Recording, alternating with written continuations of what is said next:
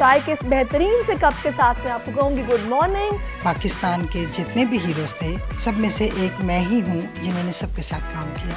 अगर उस सिस्टम को सोपटाज किया तो किसने किया? सोपटाज करने वाले कैरेक्टर्स का मियां साहब नाम लेते। बाबर आजम की एक बात है कि चाहे जितना भी स्ट्रेस हो, जितना भी प्रेशर हो, टीम हार रही हो, उनकी बॉडी लैंग्वेज पॉजिटिव रहती है। तो वही कामयाब होते हैं जो हकीकत में जीते हैं। खवातीन जो जॉब्स नहीं करती ना और घरों में रहती हैं, उनको तो शायद मौका मिल जाए ऐसे मास्क तैयार करने का भी, लगाने का भी।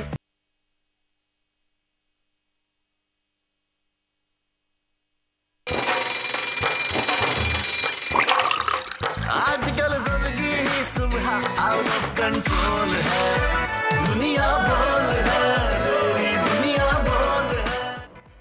अस्सलाम वालेकुम नाज़रीन, प्रोग्राम में आपको खुश आमदेद कहेंगे और मैं हूं आपके साथ सहरिश जुहेब और चाय के इस बेहतरीन से कप के साथ में आपको कहूँगी गुड मॉर्निंग, सुबह खैर पाकिस्तान। और आगाज़ हम करेंगे बड़े खूबसूरत शेर के साथ जो कि बड़ा मोटिवेशनल भी है। मोहब्बत मुझे उन जवानों से है सितारों पे जो डालते हैं कमंद। इकबाल का ये शेर इस वक्त पूरी कौम के जज्बात की तर्जुमानी कर रहा है। बस यहाँ कौम सितारों के बजाय क्रिकेट वर्ल्ड कप पर शाहीनों के कमंद डालने की मुंतज़िर है। कौमी टीम भारत में होने वाले आलमी कप में शिरकत के लिए हैदराबाद पहुंच चुकी है, जहां उसके पहले 2 मुकाबले तय हैं। पहला मुकाबला 6 अक्टूबर को नीदरलैंड के साथ खेला जाएगा, जबकि 10 अक्टूबर को उसी ग्राउंड पर कौमी टीम श्रीलंका से टकराएगी, जिसके बाद कौमी टीम अहमदाबाद परवाज़ भरेगी, जहां पर भारत के साथ 14 अक्टूबर को महा मुकाबला तय है, यानी कि हाई वोल्टेज टाकरा होगा। इसके अलावा कौमी टीम बेंगलोर, कोलकाता और चेन्नई के मैदानों में दीगर टीमों से सफारा होना है उसको। और मज़े की बात यह है कि इन तमाम ग्राउंड्स पर कौमी टीम के मैचेस के तमाम टिकट्स पहले ही फ़रोख्त हो चुके हैं। तो आप इससे अंदाज़ा लगा सकते हैं कि वर्ल्ड कप का फीवर जो है वो इस वक्त सर चढ़ कर बोल रहा है और तवक्को यही है कि हमारी टीम बेहतरीन परफॉर्म करेगी। सारे जो माहिरीन हैं, इल्म नुजूम हैं, वो ये दावा कर रहे हैं कि इस वक्त वर्ल्ड कप हमारा है। तो साडा वर्ल्ड कप है जी इस दफ़ा। तो देखते हैं कि क्या सूरत हाल बनती है। अलबत्ता हमने क्रिकेट मैचेस को भरपूर इंजॉय करना है। अब बढ़ते हैं बड़ी खबर की तरफ। मियां साहब की वापसी, सरफराज बुगटी के बयान ने सियासी माहौल गरमा दिया। लीगी कायद की गिरफ्तारी से मुतालिक बयान पर नून लीग का शदीद रद्द-ए-अमल। निगरान वज़ीर-ए-आज़म अनवारुल हक काकड़ ने मियां नवाज शरीफ की वापसी और इंतखाबात में हिस्सा लेने से मुतालिक फैसला कानून के मुताबिक करने का ऐलान कर दिया। बुलंद अज़्म आलमी कप पर डालने कमंद, कौमी क्रिकेट टीम की भारत के लिए उड़ान। कप्तान बाबर आजम ने वाज़ेह कर दिया, मकसद टॉप 4 तक पहुंचना नहीं, भारत के मुंह से आलमी कप छीन कर लाना है। इंसान हिम्मत करे और हौसला हो तो कोई काम नामुमकिन नहीं, कराची की महविश आफ्ताब ने साबित कर दिखाया। मुआशी मसाइल के बावजूद शमशीर जनी की दुनिया में नाम बनाया। अब ओलंपिक्स में पाकिस्तान की नुमाइंदा उनका ये अगला हदफ है और माहिर तलवारबाज से आज आपकी मुलाकात करवाएंगे। और दुनिया भर में आज सयाहत का आलमी दिन मनाया जा रहा है। टूरिज़्म को प्रमोट करने का दिन है, पाकिस्तानी सयाहों की जन्नत। लेकिन ख़राब इंफ्रास्ट्रक्चर और नामुवाफ़िक़ हालात ने सयाहों को इस जन्नत के दीदार से महरूम कर रखा है। हुकूमत इस हवाले से क्या इक़दामात उठा रही है, इस पर आज हम लाजमन बात करेंगे। अच्छा, वैसे मैं थोड़ा सा इसे डिसएग्री करती हूँ क्योंकि मुझे ये लगता है कि सयाह अभी भी अट्रैक्ट होते हैं पाकिस्तान की तरफ। अगर आप नॉर्दर्न एरियाज़ में जाएं तो आपने देखा नहीं था, जर्मन से साइकिलिस्ट आ रही हैं, फिर बहुत सारे ऐसे सयाह हैं जो आपको नॉर्दर्न एरियाज़ में मिलते हैं। तो जन्नत तो ये है पाकिस्तान सयाहों के लिए। हाँ, अलबत्ता थोड़े से इम्प्रूवमेंट की तो आपको पता गुंजाइश होती ही है। तो एनी हाउ देखते हैं इस पर मज़ीद क्या काम हो रहा है। टॉप ट्रेंड्स की तरफ बढ़ेंगे तो पहला जो ट्रेंड है वो hashtag Pakistan cricket team. Pakistan cricket team trend में शामिल है। क्रिकेट वर्ल्ड कप में शाहीन रंग जमाने को तैयार हैं। कौमी क्रिकेट टीम भारत जाने के लिए दुबई पहुंच गई है और आज कौमी स्क्वाड रात में भारत पहुंचेगा। और कौमी टीम अपना पहला वार्म अप मैच 29 सितंबर को न्यूजीलैंड के खिलाफ खेलेगी, जबकि मेगा इवेंट का बाकायदा आगाज़ 5 अक्टूबर से भारत में होगा। और इस ट्रेंड में सारिफीन कौमी टीम की जीत के लिए काफ़ी पुरअज़्म दिखाई दे रहे हैं। हज़ारों सारिफीन ट्वीट्स कर रहे हैं, उनको मुबारकबाद दे रहे हैं और कुछ उनको बकअप कर रहे हैं कि भाई बेहतरीन परफॉर्म करना है। तो ये सारी सूरत हाल है। दूसरा ट्रेंड भी जो है वो क्रिकेट से ही कुछ मुंसलिक है, जुड़ा हुआ है। हैशटैग बाबर आजम ये ट्रेंड कर रहा है। बाबर आजम के सोशल मीडिया पर चर्चे खूब हो रहे हैं। अपनी प्रेस कॉन्फ्रेंस में ऐसी पुरएतमादी दिखाई कि पड़ोसी क्रिकेटर भी बाबर आजम के हक़ में गवाही देने के लिए सामने आ गए और कहा है कि जी वर्ल्ड कप की टॉप 4 टीमों में शामिल होना बड़ी बात नहीं है, बल्कि हमने ये इरादा किया हुआ है कि हमने इस दफ़ा नंबर 1 बन के दिखाना है और वक्त की कमी के बाद ट्रेनिंग कैंप नहीं लग सका। भारत पहुंचने के बाद काफ़ी वक्त होगा जिसका फ़ायदा उठाते हुए कसर पूरी कर लेंगे। और इस ट्रेंड में सार्फिन बाबर आजम से अपनी मोहब्बतों का इजहार कर रहे हैं और बाबर ने ये भी कहा है जनाब कि हमने वर्ल्ड कप लेके आना है भारत के मुंह से छीन कर। बाबर आजम के हक में भारतीय सहाफ़ी बोल पड़े हैं कि उनकी कॉन्फिडेंस की वो दाद दे रहे हैं कि पुरएतमादी की क्या ही बात है और इंशाल्लाह यही पुरएतमादी में परफॉर्मेंस पे भी नज़र आएगी। फ़हीम, क्यों आपने देर से ज्वाइन किया? भाई ये देखें, पढ़ाई लिखाई बहुत ज़रूरी होती है, तालीम भी बड़ी अच्छी चीज़ है और किसी स्कूल के एडमिशन हो रहे हैं जिसकी वजह 10 मिनट से रोड ब्लॉक था और मैं देर से आया, उसके लिए माजरत। बाकी ये है कि आपने भी बताया कि भारतीय सहाफ़ी ने जो है वो बाबर आजम की तारीफ़ की है। पहले तो आप इन्हें भारतीय सहाफ़ी ना कहें, क्योंकि अगर आप इन्हें सहाफ़ी कहते हैं तो ये चिढ़ जाते हैं। ये बेचारे व्लॉगर हैं और ये उसी में खुश हैं और बड़ा ज़बरदस्त इनके व्लॉग्स आते हैं, स्पेशली उस वक्त जब विराट या केएल राहुल जो हैं वो आउट हो जाते हैं, तब इनके एक्सप्रेशंस जो हैं वो मीम की सूरत में पूरी दुनिया के सामने जाते हैं। खैर, ये उन क्रिटिक्स में से हैं जो पाकिस्तान का नाम सुनते के साथ ही तिल मिला उठते हैं और इनके मुंह से बाबर आजम की तारीफ होना ये एक बड़ी बात है। जर्नलिस्ट तो फिर भी थोड़ा बहुत एथिक्स रखते हैं, पर इन जैसे लोग जो होते हैं वो बहुत ही कम रखते हैं और इन्होंने भी बाबर आजम की तारीफ कर दी है, विच मीन्स के ये वर्ल्ड कप बहुत ही इंटरेस्टिंग होने जा रहा है। सारी जी बिल्कुल, इंशाल्लाह हमारी नेक तमन्नाएं जो हैं वो कौमी टीम के साथ हैं और अब वो भारत पहुंच चुके हैं। उन्होंने कह दी कसर पूरी कर लेंगे, यहाँ पर वक्त हमें काफ़ी मिलेगा तो प्रैक्टिस करेंगे। तो वही बात है कि जितनी प्रैक्टिस होगी उतना अच्छा खेल पेश करेंगे। आगे बढ़ेंगे, कुछ बात करते हैं अब क्रिकेट के मैदान से हम चलेंगे फिल्म नगरी में। तो पाकिस्तान फिल्म इंडस्ट्री की लेजेंड अदाकारा मुमताज़ बेगम 28 बरस बाद पाकिस्तान वापस आई हैं। कई सुपरहिट किरदार निभाने वाली मुमताज़ बेगम ने मोहम्मद अली, सुल्तान राही, अली एजाज समेत बड़े फनकारों के साथ फिल्मों में काम किया। इन दिनों मुमताज़ बेगम अपने बेटे जीशान राहील बारी को मुल्की जो शो ब्रांड जो इंडस्ट्री है शोबिस के हवाले से उसमें एंट्री के लिए तैयार कर रही हैं। अच्छा, पता है आपको फ़हीम, बहुत सारे लोग ये भी सोच रहे हैं कि शायद ये भी मुमताज़ बेगम भी शायद हमें दोबारा पर्दे पर नज़र आएंगी, वो भी हमें फिल्म में नज़र आएंगी। लेकिन खैर उनका इरादा क्या है ये हमें ज़्यादा बेहतर तो मोइन जुबैरी बता सकते हैं। उन्हीं से बात कर लेते हैं। मोइन जुबैर अगर हमारे साथ हैं तो अस्सलाम वालेकुम मोइन। मोइन, इस वक्त फिल्म स्टार मुमताज़ और उनके साहबजादे के हमरा मौजूद एक ऐसी शख्सियत से मुलाकात करवाने जा रहे हैं जिसे देखकर यकीनन वो लोग जो 90s में फ़िल्म देखना छोड़ गए थे उनको पुरानी यादें जो हैं वो ताज़ा हो जाएंगी। मेरी मुराद है फिल्म स्टार जो मुमताज़ हैं उनसे और उनके जो साहबजादे हैं ज़ीशान राहील बारी, वो भी आए हैं और तकरीबन बताया जा रहा है कि 28 साल बाद ये पाकिस्तान वापस आए हैं। कनाडा गए थे और कनाडा से वापस आ चुके हैं। मुमताज़ साहिबा से जानते हैं कुछ बातें और पुरानी यादें जो हैं आज के इंटरव्यू में ताज़ा करेंगे। अस्सलाम वालेकुम मैडम। वालेकुम अस्सलाम। अच्छा मैडम, आप 90s में आपने लास्ट फिल्म की और उसके बाद हमने देखा ही नहीं कि फ़िल्म इंडस्ट्री में कोई ऐसी फ़िल्म आई हो जिसे लोग अब भी याद रखते हों। चूड़ियाँ फ़िल्म का नाम लिया जाता है, तो वो जो मैसेज जो फिल्म सिनेमा देखना छोड़ गए थे, वो क्या आप ये सोचें, ये समझें कि मुमताज़ साहिबा अगर पाकिस्तान आई हैं तो वो फिल्म इंडस्ट्री में भी दोबारा आएंगी? बिल्कुल, मैं कोशिश पूरी करूंगी इंशाल्लाह। अच्छा, फिल्मों में आने का प्लान है? बिल्कुल है। ठीक है, तो उसके लिए क्या अभी स्ट्रेटजी अपनाई है? बेटे को लेकर आना है पहले या खुद आएंगी आप? नहीं, आई तो मैं अपने बेटे के लिए हूँ, लेकिन मैंने अपनी फिल्म इंडस्ट्री के जो हालात देखे हैं, उस दिन मीटिंग थी काफ़ी बड़ी, तो मैंने कहा रिवाइवल के लिए अगर कुछ भी करना चाहिए तो मैं ज़रूर करूँगी। ठीक है। अच्छा, आपने किसी टीवी चैनल को पहली बार ये इंटरव्यू दी है? जी बिल्कुल, फर्स्ट टाइम। अपने कैरियर में भी? अपने कैरियर में। ये फिर मेरे लिए एजाज़ की बात है। इसलिए कि उस वक्त ये सब चीज़ें नहीं होती थी। इंटरव्यू होते थे अखबार के लिए, न्यूज़पेपर के लिए, मैगजीन्स के लिए, लेकिन इस तरह कैमरे और रिकॉर्डिंग और सवाल जवाब बिल्कुल भी नहीं होते थे। वो सिर्फ एक्टिंग की हद तक थे कैमरे? जी बिल्कुल, एक्टिंग की हद तक। अच्छा मैडम, कुछ अपनी पुरानी यादें ताज़ा करेंगी किसी फिल्म स्टार के साथ जो बड़ी मकबूल आपकी जोड़ी रही हो फिल्म में, चाहे वो फीमेल आर्टिस्ट हो या मेल आर्टिस्ट हो?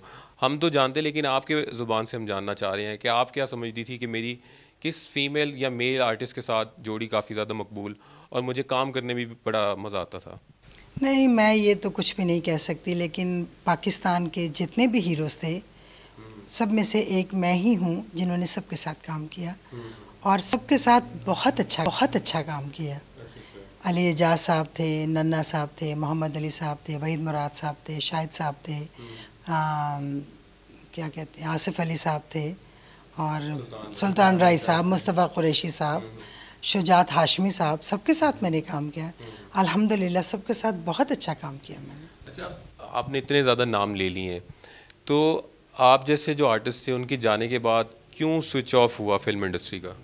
ये जवाब तो आपको प्रोड्यूसर, डायरेक्टर और डिस्ट्रीब्यूटर दे सकते हैं कि ऐसा क्या किया उन्होंने। हाँ, और दूसरे आर्टिस्ट, आर्टिस्ट भी इस चीज़ के हकदार हैं, इसका हिस्सा वो भी हैं कि जो आज फिल्म इंडस्ट्री का जो हाल हुआ, जो मैंने सुना है, अब हकीकत क्या है मुझे उसका नहीं पता। अच्छा, आपकी फिल्म स्टार अंजुमन के साथ भी फिल्में काफ़ी ज़्यादा मकबूल हुई। शान फिल्म, उसके अलावा धी रानी एक फ़िल्म थी, मुझे याद आ रहा है, तो कुछ मुझे भी चीज़ें याद हैं। तो ये बताएं कि उनके साथ आपकी जो जोड़ी थी फिल्म में, तो वो फिल्म में लोग ज़्यादा पसंद करते थे, आपको फ़ीडबैक क्या मिलता था ख़ास तौर पे फिल्म स्टार अंजुमन के साथ? अच्छा फीडबैक मिलता था क्योंकि हम हीरोइंस तो दोनों होती थी, लेकिन तंज़ व मज़ा हमारी होती थी। वो कहते थे कि अभी डांस देखें, किसने अच्छा किया, इसने अच्छा किया, उसने अच्छा किया, तो ये तो सिलसिला चलता ही रहता है। ठीक है। अच्छा, ज़िशान राहील बारी, ये आपके साहबजादे हैं, इनको आप लेकर आई हैं, कब तक इम्कान है कि हम ज़िशान को वो छोटे पर्दे पर देखेंगे? और फाइनली प्लान ये भी है, मुझे पता लगा था कि आपने फिल्मों में भी लेकर आना है इन्हें। जी, आफ्टर वो जो टीवी ड्रामा, हाँ जी, उसके बाद इंशाल्लाह ताला। तो अभी हम ज़िशान भी कब प्लान देखें कि आप छोटे पर्दे पर डेब्यू करेंगे? बस इंशाल्लाह जल्दी, आपकी दुआ है, इंशाल्लाह जल्दी आप देखेंगे मुझे। और आपको हम पाकिस्तान में ही अब देखेंगे या फिर मूवमेंट चलती रहेगी कनाडा पाकिस्तान, कनाडा पाकिस्तान? नहीं, मैं पाकिस्तान में हूँ क्योंकि मेरे साहबजादे मुझे उठाकर लाए हैं, तो मैं अभी पाकिस्तान में हूँ। चलिए, बहुत शुक्रिया। ये मैडम मुमताज़ थी हमारे साथ, फिल्म स्टार मुमताज़, जो कि 28 साल बाद कनाडा से पहले कराची हैं। ओके जी, तो ये मुमताज़ बेगम साहिबा की जो है वो वापसी हो गई है। और क्या एरा होता था सैरिश उस वक्त मूवीज़ का, बॉलीवुड भी हमें जो है वो कॉपी किया करता था। नदीम साहब का परसोना, अली साहब की एंट्री, मुमताज़ बेगम, ज़ेबा आपा, वो माहौल ही एक और होता था, देखने के लिए हम तरस गए। अब तो इतना ज़्यादा मटीरियलिस्टिक और एंटरटेनमेंट के नाम के ऊपर इतना मसाला डाल दिया है कि वो स्टोरीज ही नहीं मिलती, वो देवर भाभी नहीं दिखती, और वो फूल और कलियाँ नहीं दिखती। बड़ी मासूमियत थी उस दौर में, जो कि अब गुम सी हो गई है। बिल्कुल आप सही कह रहे हैं, चीज़ें काफ़ी चेंज हो गई हैं, लेकिन ये है कि माशाल्लाह से फिर से वापसी हुई है। तो ये वही पुराने लेजेंड्स हैं जो अब फिर से तड़का लगाएंगे तो चीज़ें हमें कुछ वैसी दिखने लगेंगी इंशाल्लाह। खैर, अब आगे कुछ बढ़ते हैं और बात करते हैं एक और वापसी की। जी, एक और वापसी की। नवाज शरीफ साहब को तैयारे से भी गिरफ्तार कर सकते हैं।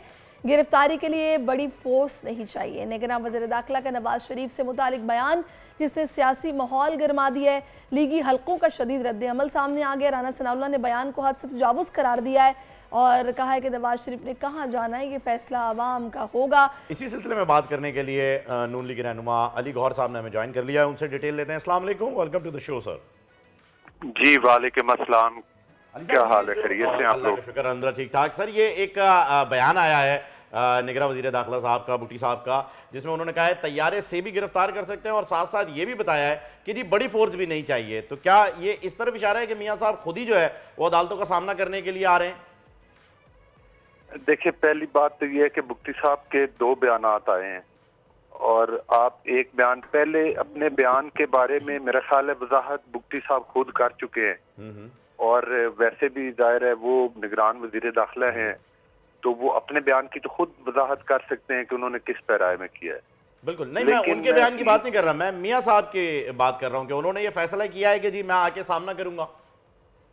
जी जी, मैं यही बता रहा हूँ कि 21 तारीख को इंशाअल्लाह ताला मियां मोहम्मद नवाज शरीफ साहब वापस तशरीफ ला रहे हैं, और उस सिलसिला में हमें जो पार्टी में हदायत हैं, जो हमारी मीटिंग हुई है, कारकुनान में बहुत जोश और जज्बा है, और हम सब लोग अपने अपनी कंस्टिट्यूंसीज में मियां साहब के इस्तकबाल की तैयारियों में अपने कारकुनान के साथ बिजी हैं। इस सिलसिला में हमारी ग्रास रूट लेवल पर कॉर्नर मीटिंग्स भी जारी हैं।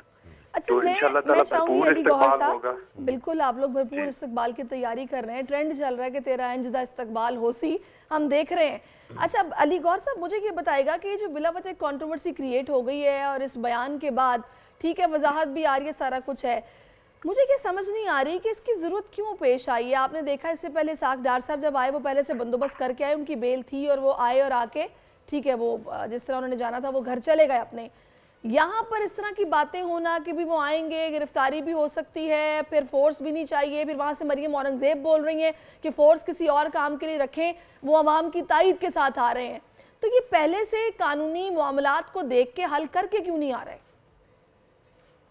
देखिए, बात ये है कि मियाँ साहब के को पहली बात तो ये है कि एक जो गालम गलोच ब्रिगेड बनी हुई थी चेयरमैन पीटीआई की, और एक प्रोपोगंडा चलाया जाता था। जब मियाँ साहब यहाँ से गए हैं अपने इलाज के लिए, तो उनको भेजने वाला कौन था?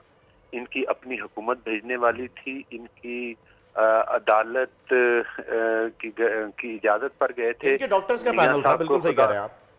और मियाँ साहब को जेल तोड़कर फरार तो नहीं हुए थे।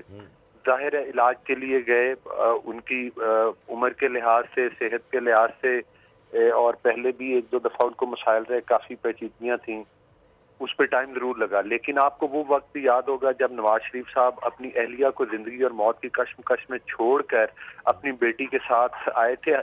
अगरचे मुकदमात झूठे थे, अगरचे पनामा का ड्रामा रचा के अकामा के ऊपर सजाएं सुनाई गई, अगरचे उनके सजा सुनाने वाले जो जज साहब थे उनकी भी ऑडियो वीडियोस भी सामने आई कि उन्होंने किस तरह से ये फैसला अली गौहर साहब सारी बातें बजाएं, यहाँ पर मसला देखिए ये है कि यहाँ पर अदालतों का मामला है। अदालतें तो जाहिर है ऐसे नहीं कर सकती कि आप आएँ और आके 4-5 दिन अपने घर में आराम करें और उसके बाद आके जनाब अदालत को भी फेस कर लें। जाहिर है कानून है, तो कानून ने तो फौरी तौर पर हरकत में आना, हमने इससे पहले देखा भी है कि एयरपोर्ट से गिरफ्तारियां भी हुई हैं। तो इस सारी सूरत हाल में मियाँ साहब ऑलरेडी कन्विक्टेड है और वो स्टैम्प पेपर पे हलफ दे के उसके बाद बाहर गए थे। तो अब चूंकि ये मामला कानूनी तरीके से चल रहा है और अदालतों की भी जिम्मेदारी है, तो इसका हल पहले निकलना बहुत जरूरी है। उस हवाले से क्या सोचा जा रहा है?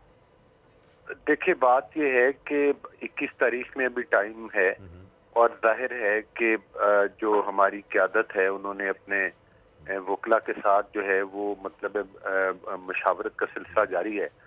और एक बात तो बड़ी क्लियर है कि जाहिर है मियाँ साहब आएंगे तो वो जो भी कानून और आइन के मुताबिक जो मामलात हैं उसको फेस करेंगे। कोई आके उन्होंने छुप के तो नहीं बैठा, वो एक अवामी लीडर हैं, 3 दफा के प्राइम मिनिस्टर हैं, अवाम के मतलब दिलों में बसते हैं। लेकिन अगर आप ये कहें कि वो आकर कहीं खुदा न खास्ता छुप जाएंगे तो ऐसी बात नहीं, वो बांगे दोहल आएंगे और जो भी कानून कहता है उसके मुताबिक वो फेस करेंगे। तो इतना टाइम क्यों अली गौहर साहब लग रहा है? मियाँ साहब जाहिर है जब उनका दिल पाकिस्तानी अवाम के साथ धड़कता है, मसाइल के हल निकालने वाले वो हैं, चौथी मरतबा वो कहते हैं कि जी वो वज़ीर-ए-आज़म बन के पूरे मसाइल मुल्क के हल करेंगे, बहरानों से निकालेंगे। तो ये 21 अक्टूबर फिर पहले तारीखें इतनी तब्दील हुई, फिर अब जब तारीख मिल गई है तो मुलाकातें, फिर अचानक से रवानगियाँ और वापसियाँ, इस पर इतनी क्यों ये कंट्रोवर्सियाँ, कयासराइयाँ हो रही हैं कि पता नहीं क्या चल रहा है? देखें, उससे पहले भी आपके इल्म में है कि वो मीटिंग्स के लिए मरियम साहबा गई, शहबाज शरीफ साहब गए और दीगर पार्टी कायदीन, जाहिर है उन्होंने वापस आना है, उनके इस्तकबाल की तैयारियां, इलेक्शन हैं, उनके ऊपर मशावरत है। तो बेशुमार ऐसे मामलात हैं जिनके ऊपर मशावरत का सिलसिला जारी है। और अगर और वो लोग क्यों गए उसकी शहबाज शरीफ साहब ने भी वजाहत कर दी, बाकी कोई लोग नहीं। लेकिन गौहर साहब खबरें कुछ ऐसी हैं कि मियाँ साहब के बयानिए पर पार्टी में कुछ तफरीक है।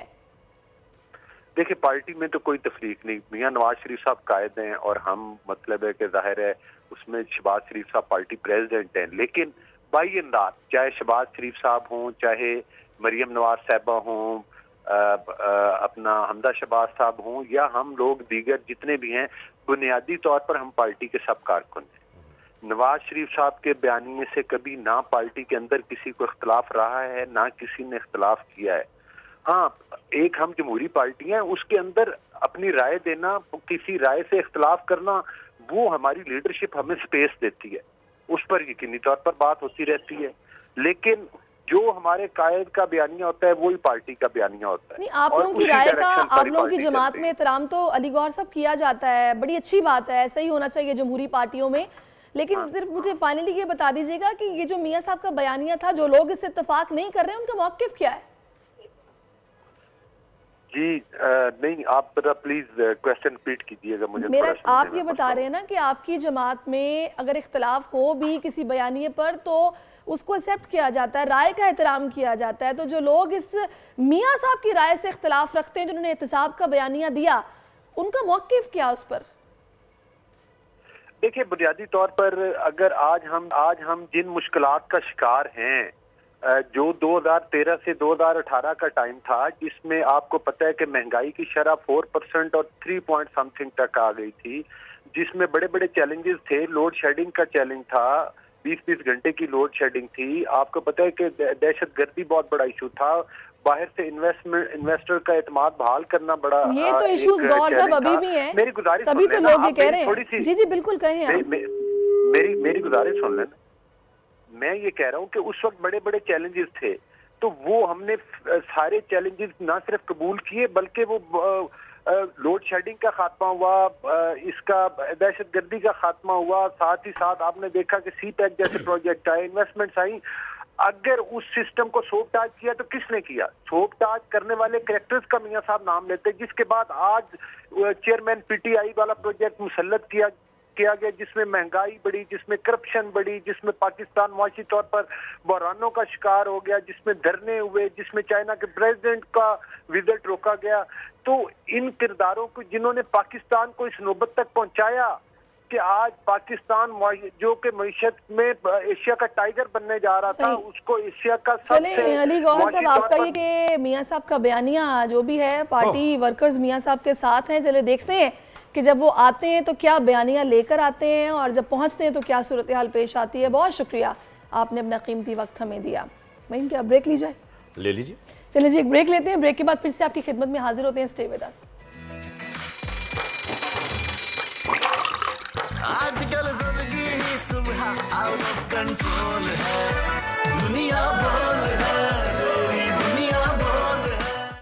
वेलकम बैक नाज़रीन, एक बार फिर आपको खुशामदीद कहते हैं दुनिया बोल है में। और अब जो है वो मिशन क्रिकेट की जाने बढ़ रहे हैं, जिसका तस्करा सैरिश करना चाह रही है। कीजिए। बिल्कुल जनाब, 9 घंटे क़याम के बाद कौमी स्क्वाड बरास्ता दुबई भारत रात 8 बजे पहुंचेगा। कौमी टीम अपना पहला वार्म अप मैच 29 सितंबर को न्यूजीलैंड के खिलाफ खेलेगी। इवेंट का बाकायदा आगाज 5 अक्टूबर से होने जा रहा है। तो इसी सिलसिले में बात करने के लिए हमारे साथ मौजूद हैं क्रिकेट का एनसाइक्लोपीडिया सुहेब अलवी साहब। अस्सलाम वालेकुम, welcome to the show Suhaib साहब।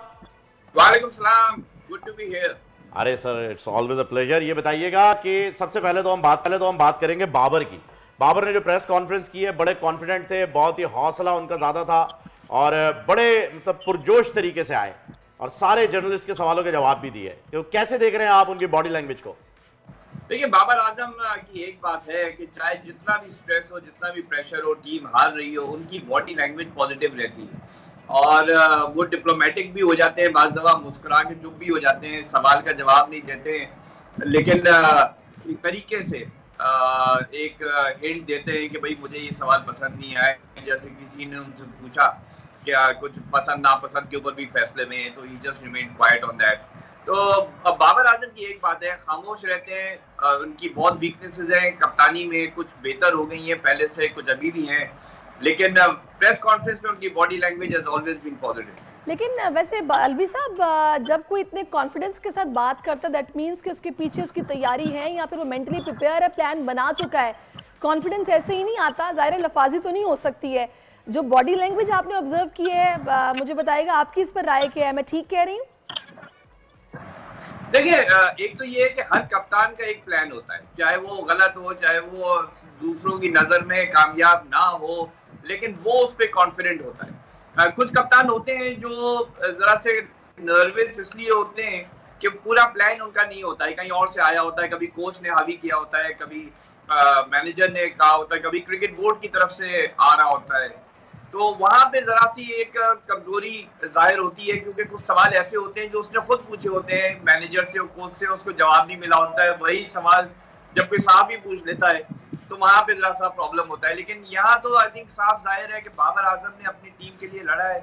अच्छा सिर्फ साहब, मुझे ये बताइएगा कि ये जो हम वार्म अप मैचेस खेलने के लिए जा रहे हैं और हम इसी पूरी टीम के साथ जा रहे हैं खेलने के लिए, जो हमने तैयार की है 11 लड़के जो हमने अपने शाहीन तैयार किए हैं 11 के 11, इनके साथ जब हम खेलने के लिए जा रहे हैं, ये वार्म अप मैचेस, तो इसके अंदर आपको क्या लगता है कि हम वो गलती तो नहीं दोहरा देंगे जो हमने फिटनेस के लिए दोहराई थी, या हम अपने की प्लेयर्स को जो है वो रेस्ट दे देंगे क्योंकि टीम तो अनाउंस हुई नहीं है? और क्या इस बार भी बाबर को एक दिन पहले टीम अनाउंस कर देनी चाहिए या इस गलती को नहीं दोहराना चाहिए? देखिए, पहली बात तो ये है कि वार्म अप मैचेस जो हैं इसमें तकरीबन सारे ही बॉलर जो है वो बॉल कर सकते हैं, 4-4 ओवर करें, 5-5 ओवर करें, कोई कोटा का पूरा नहीं होता है। इसमें ये है कि बल्लेबाज भी एक से ज्यादा बल्लेबाजी कर सकते हैं। आई मीन लाइक जो टीम में नहीं है बल्लेबाज वो भी आके बैटिंग कर सकते हैं। These are very light matches और उसमें कोई भी फिजिकल फिटनेस का एक्सट्रीम मेजर नहीं होता है जो कि एक्चुअल मैच में होता है। यानी ये समझ लीजिए एक तरह से फ्रेंडली मैचेस या जो फ्रेंडली मैचेस कह लें, इसमें लूजने का होती है, इसमें हर प्लेयर को मौका दिया जाता है टू गेट 3-4 ओवर्स इन। अगर हम बॉलर्स की बात करें, बल्लेबाजों को भी ये कहा जाता है कि भाई आप ज्यादा स्ट्रेन ना करें, ज्यादा क्विक सिंगल्स ना लें, इस तरह की हिकमत अमली होती है। रह गया देखिए टीम अनाउंस करना, देखिए डाइसी है, इसमें कोई हर्ज भी नहीं है, बिकॉज इसमें एक तरह से आप मैसेज ये दे रहे हैं दूसरी टीम को कि वी आर कॉन्फिडेंट और आप जो भी प्लान बना लें हमारे प्लेयरों के खिलाफ हम तैयार हैं। और देखिए 10 लेकिन सोहेब साहब सॉरी टू कट यू, लेकिन हमने ऐसा प्लान मैसेज तो दिया लेकिन ये मैसेज डिलीवर नहीं हो सका ठीक से क्योंकि हम तैयार थे नहीं। लेकिन पहले भी हम ये करते रहे, जब सकलैन मुश्ताक कोच था तो हम फाइनल तक पहुंच गए थे। तो ऐसा नहीं है कि ये कामयाब नहीं रहा है। और देखिए दूसरे ऑपोजिशन जो है उनके पास आपके टॉप 12 और 13 प्लेयर्स के प्लान्स बने हुए होते हैं। एग्जैक्टली। तो वो वैसे भी आप अगर अनाउंस ना भी करें, उन्होंने आपके 13-14 प्लेयर्स के ऊपर प्लान बनाया होता है कि अगर ये खेलेगा तो हम ये करेंगे, ये खेलेगा तो ये करेंगे। अच्छा वैसे सही तो अलवी साहब, प्लेयर्स जो कि प्लान भी बना होता है और 13-14 प्लेयर्स जहन में भी होते हैं, लेकिन हम इस बार ये देख रहे हैं कि इस पर भी कुछ तनकीद हो रही है, ये बातें की जा रही हैं कि जी चले हुए कारतूस दोबारा टीम में शामिल कर लिए हैं और अब देखें इस बड़े इवेंट के लिए वो लोग जो कि 1-1, 1.5 साल से रेस्ट पर थे उनको भी टीम में डाल लिया, इससे कोई फर्क पड़ेगा? वो स्पेसिफिकली हसनैन की बात हो रही है, स्पेसिफिक हसन अली की। ऑपोजिशन को तो कोई फर्क नहीं पड़ेगा। हसनैन की तो भी ट्वीट आई है जहां वो कह रहा है कि मैं अपनी एंकल को नर्स कर रहा हूं। That means he himself has said कि मैं पूरी तरह से फिट नहीं हूं हसनैन को। और हसन अली हमारा जनरेटर सर, हसन अली का ये है कि उसने 1.5 साल से कोई ओडीआई क्रिकेट नहीं खेला है जो मेरी चलाते हैं।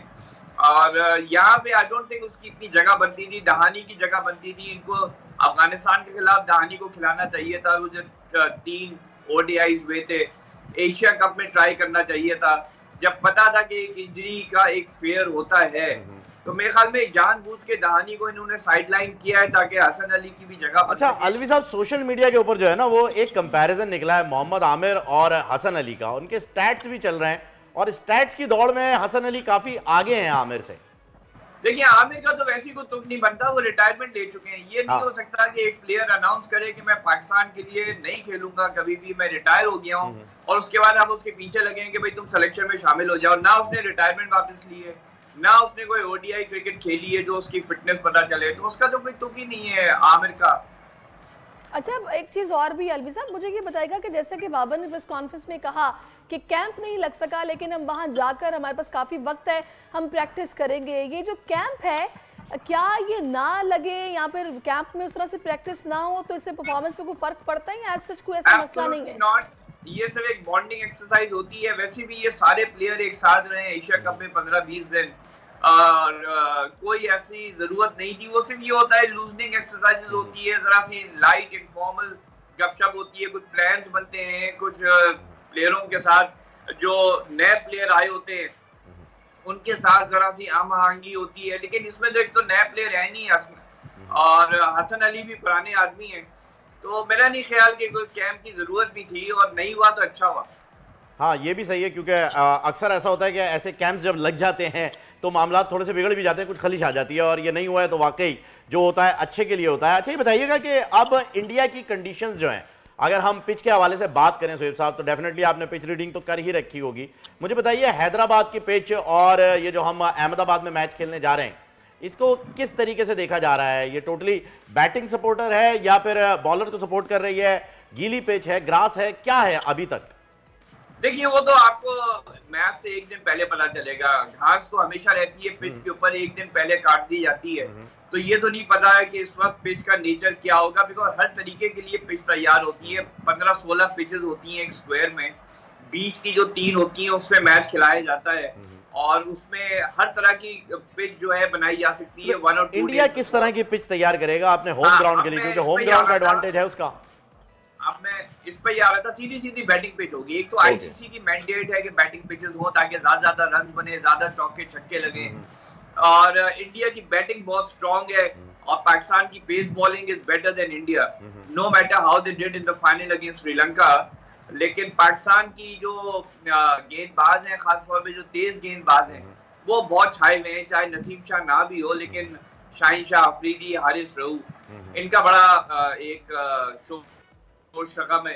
तो मेरे ख्याल में सीधी बैटिंग पिच होगी। इंडिया चाहेगा 350 रन के लगभग पोस्ट करे अगर पहले बैटिंग करे, और अगर दूसरी दफा बारी आई उनकी तो आसानी से चेज हो सके। अच्छा, आपने बताया रन्स जो है उसके लिए आईसीसी जो है वो खिला रहा है कि जी जरा माहौल बना रहा है, चौके छक्के लगे, लोगों का भी इंटरेस्ट डेवलप हो। तो मुझे बताइएगा ऐसे मैचेस में, ये जो वर्ल्ड कप हो रहा है, इसमें क्या बाउंड्री को भी जो है वो छोटा किया जाएगा? नहीं, आई डोंट थिंक। ये तो पाकिस्तान की एक आदत है कि ये 55 और 60 और 65 की बाउंड्री रखते हैं। नॉर्मली आईसीसी की मैंडेटेड 17 मीटर होती है। और आपने T20 वर्ल्ड कप में भी देखा था जब ऑस्ट्रेलिया में हुआ था। और इंडिया के बहुत बड़े ग्राउंड्स हैं, वहाँ गुंजाइश भी है। मैं नहीं समझ रहा यहाँ छोटी ज्यादा बाउंड्रीज होंगी। 70 के लगभग मीटर की बाउंड्री होंगी आपके पास। अच्छा अलवी साहब, हम बहुत सारे मैं क्रिकेट एक्सपर्ट्स को सुन रही हूँ जो ये कह रहे हैं कि जी स्पिन अटैक का अच्छा होना बहुत ज़रूरी है। तो आप इस हवाले से क्या आपकी एक्सपेक्टेशंस हैं और होना क्या चाहिए?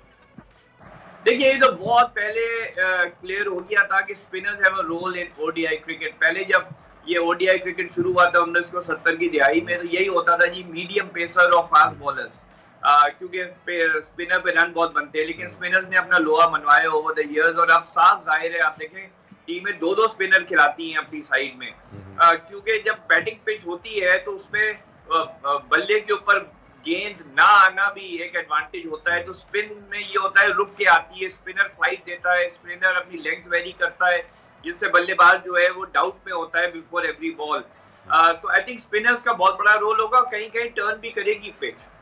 ओके, स्पिनर्स का बड़ा रोल होगा। लेकिन पाकिस्तान जो स्पिनर्स खिलाने जा रहा है, जिसमें सबसे पहला नाम है नवाज का, नवाज की परफॉर्मेंस एशिया कप में भी देख ली गई है, कोई खास नहीं आई, और अबरार को जो है वो ऐड किया गया, लेकिन अबरार को रिजर्व में रखा गया है। तो आप इसे किस तरीके से देख रहे हैं? आपको नहीं लगता प्लेइंग 11 में अबरार की जगह बनती है? एब्सोल्युटली, इनको अफगानिस्तान के खिलाफ खिलाना चाहिए था, क्योंकि आप रिजर्व में रखने का मतलब है कि अगर कोई भी स्पिनर इंजर्ड होता है, शादाब, नवाज, तो आपको इन रिजर्व्स में से ही लेना पड़ेगा। ये आईसीसी के रूल्स हैं। दैट मींस अगर कोई इंजर्ड हो जाता है पहले ही मैच में और वो टूर्नामेंट से बाहर हो जाता है, तो आप ऐसे प्लेयर को खिला रहे हैं जिसने ओडीआई अभी तक खेला ही नहीं, सही मानों में, इतने बड़े लेवल के ऊपर। तो ये तो आई थिंक अजीब व गरीब बात की है इन्होंने रिजर्व्स में अबरार को रखना, कि या तो छुपा के रख रहे थे, लेकिन उसकी टेस्ट मैचेस में बॉलिंग के वीडियो टेप्स सबके पास हैं। सारे जो डेटा एनालिस्ट हैं दूसरी टीमों के, वो स्टडी कर लेंगे और बल्कि करना शुरू हो गए होंगे, बिकॉज़ रिजर्व प्लेयर्स के भी सब डेटा एनालिसिस हो जाता है। अलवी साहब, अभी हम लोग चूंकि ओवरऑल सिचुएशन पर बात कर रहे हैं, कॉन्फिडेंस पे बात भी हो रही है, टीम प्लेयर्स पे भी बात हो रही है, प्रेस कॉन्फ्रेंस की भी बात हो रही है। जो अभी बाबर ने कहा कि जनाब हमारा मकसद टॉप 4 में आना नहीं है, हमने वर्ल्ड कप भारत के मुंह से छीन कर लेकर आना है। तो आपकी इस बार एक्सपेक्टेशंस क्या है? Is it possible? क्योंकि लास्ट टाइम जो हमारी परफॉर्मेंस रही है भारत के खिलाफ, क्योंकि अब उनका होम ग्राउंड भी है, क्राउड भी उनका होगा, उनको एडवांटेजेस काफी हैं वर्ल्ड कप में। तो क्या लगता है इस बार? जिस तरह का फॉर्मेट है उसमें जरूरी नहीं है कि आप टॉप 4 के लेवल के ऊपर हो जब भी टॉप 4 में आए। आपको याद है जब T20 वर्ल्ड कप हुआ था ऑस्ट्रेलिया में, पाकिस्तान तो सेमीफाइनल से बाहर था, फिर हॉलैंड ने साउथ अफ्रीका को हरा दिया, पाकिस्तान सेमीफाइनल में किया, फाइनल में पहुंच गया। So the thing is कि ये जो फॉर्मेट होते हैं इसमें कुछ पता नहीं होता है आखिरी मोमेंट तक कि आप टॉप 4 में पहुंचते नहीं पहुंचते। दूसरी बात ये है कि देखिए बाबर ने, हर कप्तान, सिर्फ बाबर ही नहीं, वो पॉजिटिव जाता है। वो कभी ये नहीं कहेगा हमारा टॉप 4 में आने का ऑब्जेक्टिव है। दैट मींस कि आप सिर्फ टॉप 4 सेमीफाइनल तक देख रहे हैं अपने आप को, फाइनल तक नहीं देख रहे। बिल्कुल ऐसा ही है शोएब साहब, बिल्कुल ऐसा ही है कि हर कप्तान जो है वो ट्रॉफी की जानिब देखता है और हर कप्तान का यही एम है कि वो ट्रॉफी हासिल कर ले। इंशाल्लाह हम भी यही सोच रखते हैं और दुआएं भी हमारी साथ ही होंगी। Thank you so much Shoaib साहब, साथ और अपने तज्जिए से जो है वो मैं आगे किया। और सरिश, मैं चाहूंगा कि धानी को लेके जाना चाहिए था, क्योंकि धानी अगर अच्छे क्रिकेटर आपको लगता है हैं या नहीं है, या अच्छा परफॉर्म कर पाएंगे या नहीं कर पाएंगे, पर वो हमारे टूरिज्म मिनिस्ट्री को जो है वो बड़ा सपोर्ट करते हैं और वो बहैसियत टूरिस्ट जो है वो बड़ा घूमते फिरते रहते हैं। और आज का दिन भी जो है वो दुनिया भर में सयाहत के आलमी दिन के जरिए जो है मनाया जा रहा है। सयाहत एक ऐसी इंडस्ट्री है जिससे सालाना करोड़ों डॉलर्स कमाए जा सकते हैं और इसकी जितनी भी मिसाल दी जाए, जैसे कि दुबई है, सिंगापुर है, जहां रोजाना दुनिया भर के लोग सैर और सयाहत के लिए सफर करते हैं। पाकिस्तान की बात करें तो यहां पर कुदरत के बेशुमार नज़ारे हैं। हुकूमती सतह पर बहुत से आप देख सकते हैं यहां पर व्यूज़। मैं अक्सर देखती हूँ पाकिस्तानी जो कि इतनी मोहब्बत करते हैं पाकिस्तान से कि वो कहीं नहीं जाते, जब उनको मौका मिलता है वो बार बार जाते हैं, पाकिस्तान टूर पे जाते हैं। बाय रोड जा सकते हैं ना, इजी भी तो है, कन्वीनियंस भी तो है। यार आफ्ताब राना साहब हमारे साथ मौजूद हैं, एमडी पीटीडीसी, उनसे बात कर लेते हैं। अस्सलाम वालेकुम राना साहब। वालेकुम अस्सलाम जी। सर सबसे पहले तो ये बताइएगा कि जो टूरिज्म का आज आलमी दिन मनाया जा रहा है, सयाहत का आलमी दिन मनाया जा रहा है, पाकिस्तान में सयाहत को फरोग देने के लिए क्या क्या इस वक्त स्टेप्स लिए जा रहे हैं? क्योंकि यहाँ बड़ी ऐसी चोटियाँ मौजूद हैं जिन्हें सर करने के लिए कोहपैमा दुनिया भर से आते हैं। यहाँ ऐसे नज़ारे मौजूद हैं जो कि स्विट्ज़रलैंड का अपोजिट बल्कि उससे भी बेहतर जो व्यू है वो पेश करते हैं। तो क्या इस वक्त जो है वो इकदाम किए जा रहे हैं? देखिए, पोटेंशियल पाकिस्तान में आपने खुद भी बता दिया और इस वीडियो में भी देखा, बेतहाशा है। और इसी चीज़ को मद्देनज़र रखते हुए हुकूमत ने तरजीही बुनियादों पे एक नेशनल टूरिज्म स्ट्रेटजी बनाई है और उसमें एक 10 पॉइंट का एक्शन प्लान है जिसके तहत हम काम कर रहे हैं और कोशिशें कर रहे हैं कि पाकिस्तान को एशिया में एक ख़ास मकाम दिलवाया जाए सेहत के शोबे के अंदर। और ख़ास तौर पे जो ज़्यादा फोकस है इस वक्त हमारा वो ये है कि सयाहों के लिए जो सहूलियात हैं उनको बेहतर किया जाए, मुख्तलिफ रसाई के जो इश्यूज़ हैं रोड के ज़रिए और एयर के ज़रिए उनको बेहतर किया जाए। गैर मुल्की सयाहों के लिए वीज़ा की रसाई को बेहतर किया गया। 195 लोगों कंट्रीज़ के लोग अभी ऑनलाइन वीज़ा अप्लाई कर सकते हैं। प्राइवेट इन्वेस्टमेंट को इनकरेज कर रहे हैं। और पीटीडीसी के बड़े खूबसूरत रिजॉर्ट हुआ करते थे माफ कीजिएगा, बड़े खूबसूरत रिजॉर्ट हुआ करते थे, जैसे मालम जब्बा पर भी जो है वो एक बड़ा खूबसूरत रिजॉर्ट था आपका। तो रिजॉर्ट्स की तरफ तवज्जो दी जा रही है कि और ऐसी जगहों पर जहां लोग कैंपिंग करते हैं जाके, क्योंकि वहां रहने के लिए कोई खास जगह नहीं है, जैसे फेरी मिडाओ है और इस तरह के और मकामात हैं, वहां पर कोई रिजॉर्ट्स वगैरह बनाने के लिए आपने तरजीह बुनियादों पर काम शुरू किया है? जी जी बिल्कुल। एक तो ये कि जो पीटीडीसी के रिजॉर्ट थे वो सारे के सारे रिजॉर्ट्स अभी प्राइवेट इन्वेस्टमेंट के साथ अपग्रेड किए जा रहे हैं और उनमें सहूलियात को भी बेहतर किया जा रहा है। साथ ही साथ बहुत सारे अभी नए रिजॉर्ट्स जो हैं वो सूबाई हुकूमतों ने अपने अपने सूबों में प्लान किए हैं। फॉर एग्जांपल 4 नए टूरिज्म इंटीग्रेटेड जोन केपी में बनने जा रहे हैं। बलूचिस्तान की कोस्टल बेल्ट का पूरा एक मास्टर प्लान जो है वो मेरीन टूरिज्म के लिए उसको अनफोल्ड किया जा रहा है। सिंध के अंदर नए मकामात जैसे थरपारकर का डेजर्ट है, वहाँ पे टूरिज्म शुरू हो चुका है और पैकेजेस भी लोग अवेल कर रहे हैं। और है, बड़ी अच्छी बात है कि रिजॉर्ट्स भी बन रहे हैं और टूरिज्म को प्रमोट करने के लिए सारा काम किया जा रहा है, लेकिन एक इंफ्रास्ट्रक्चर का जो प्रॉब्लम है, क्योंकि हम देखते हैं नॉर्दर्न एरियाज में जाएं तो वहाँ पर बहुत सारी जगह ऐसी हैं जहाँ पर रोड्स बनने वाली हैं, जहाँ पर ट्रांसपोर्ट का इशू है। अगर आप मरी की बात कर लें तो आपको अंदाजा होगा हर साल वहाँ कितना ट्रैफिक जैम हो जाता है, कितनी परेशानी होती है सयाहों को। इस हवाले से क्या काम हो रहा है, क्योंकि there is always a room for improvement. देखिए, यकीनन जो रोड नेटवर्क होता है वो एक की एलिमेंट होता है सैर सियाहत के फ़रोग में।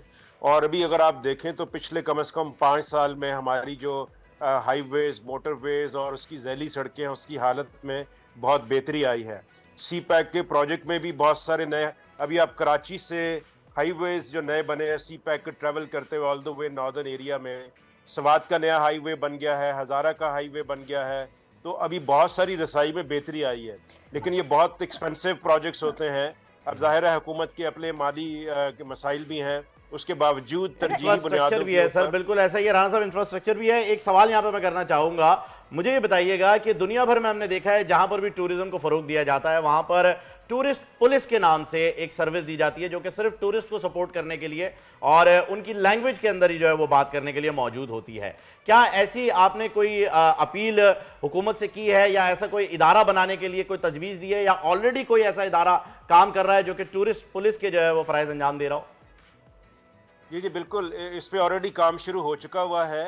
इस वक्त पूरे गिलगित बल्तिस्तान में टूरिज़्म पुलिस वहाँ पे मौजूद है सियाहों को सहूलियात देने के लिए, और उसमें कोशिश ये की गई है कि पढ़े लिखे मेल और फीमेल नौजवानों को उस इलाके के जॉब दी जाए ताकि वो उर्दू अंग्रेज़ी में सियाहों के साथ बातचीत कर सकें। अच्छा, और एक हेल्पलाइन भी क्रिएट की गई है 1422, अगर कोई भी इमरजेंसी हो जाए वो उस पर हेल्प कर कॉल करके फौरी तौर पे इमदाद भी ले सकते हैं। और यही जो सर्विस है अभी आज़ाद कश्मीर और केपी के भी कुछ डिस्ट्रिक्ट में मुतारफ़ करा दी गई है। हम इसके दायरे कार को इंशाल्लाह 1 से 1.5 साल के अंदर पूरे मुल्क में ले जा रहे हैं। टूरिस्ट पुलिस पाकिस्तान के तमाम अजला में इंशाल्लाह ये कायम हो जाएगी और लोगों को इससे बड़ी सहूलत मिलेगी। अच्छा, 2 चीज़ें मेरे जहन में राना साहब, मैं चाहूँगी उस पर ज़रा आप हमारी रहनुमाई कीजिएगा। नंबर 1 तो ये कि आपको याद होगा हालिया वो जो चेयर लिफ्ट वाला वाक़या पेश आया था, इन चीज़ों को देखने के लिए यहाँ पर जो ऑलरेडी ये चल रही हैं चेयर लिफ्ट्स हैं या फिर इसके अलावा जितनी भी जो स्विंग्स टाइप चीज़ें लगी हुई हैं नॉर्दर्न एरियाज़ में, जिन पर कि मेंटेनेंस का काम जिस तरीके से होना चाहिए वैसे नहीं हो पा रहा, उसको आप लोग किस तरीके से देख रहे हैं? और सेकेंडली, आपको याद होगा हाल ही में हमने एक वाक़या भी देखा था, टूरिस्ट के साथ कुछ मिसबिहेवियर हुआ था जिस पर काफ़ी सोशल मीडिया पर शोर भी मचा और कहा गया कि जी ऐसे नहीं होना चाहिए, बाइकआउट करेंगे। कोई रेगुलेशंस, कोई कानून इस तरह का मौजूद है कि इस तरह के लोगों को पकड़ा जाए, समझाया जाए या फिर कैंपेन चलाया जाए, उन्हें अवेयर किया जाए कि भाई ये आएंगे तो मुल्क में हमें फ़ायदा है, बजाय इसके कि आप इनसे मेहमान नवाजी करें, रवैया अच्छा रखें, आपको इस पर उनको कुछ सिखाया जाए? इसमें कुछ हो रहा है? जी बिल्कुल, आपका जो पहला सवाल का हिस्सा कि जो चेयर लिफ्ट की आपने बात की, वो जो हालिया वाकया हुआ था, एक तो वो टूरिस्ट का कोई चेयर लिफ्ट रिजॉर्ट नहीं था, वो ऐसे पुली क्रॉसिंग्स हैं हमारे पहाड़ी इलाकों में जहाँ पे जो गांव के लोग हैं वो अपनी मदद आपके तहत को रास्ता बना लेते हैं।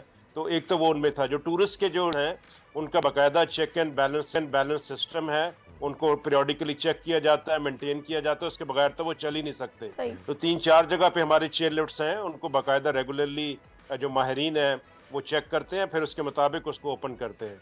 और दूसरे जो आपने हैरेसमेंट के वाक़े की बात की, उन साहब को फौरी तौर पे अरेस्ट किया गया है और कतन किसी सूरत में हुकूमत इस तरह के वाक़यात बर्दाश्त नहीं करती, बिकॉज पाकिस्तान का इमेज, पाकिस्तान की सियाहती मकामात का इमेज सारा इन चीज़ों के ऊपर बेस है कि पाकिस्तान एक मेहमान नवाज मुल्क है।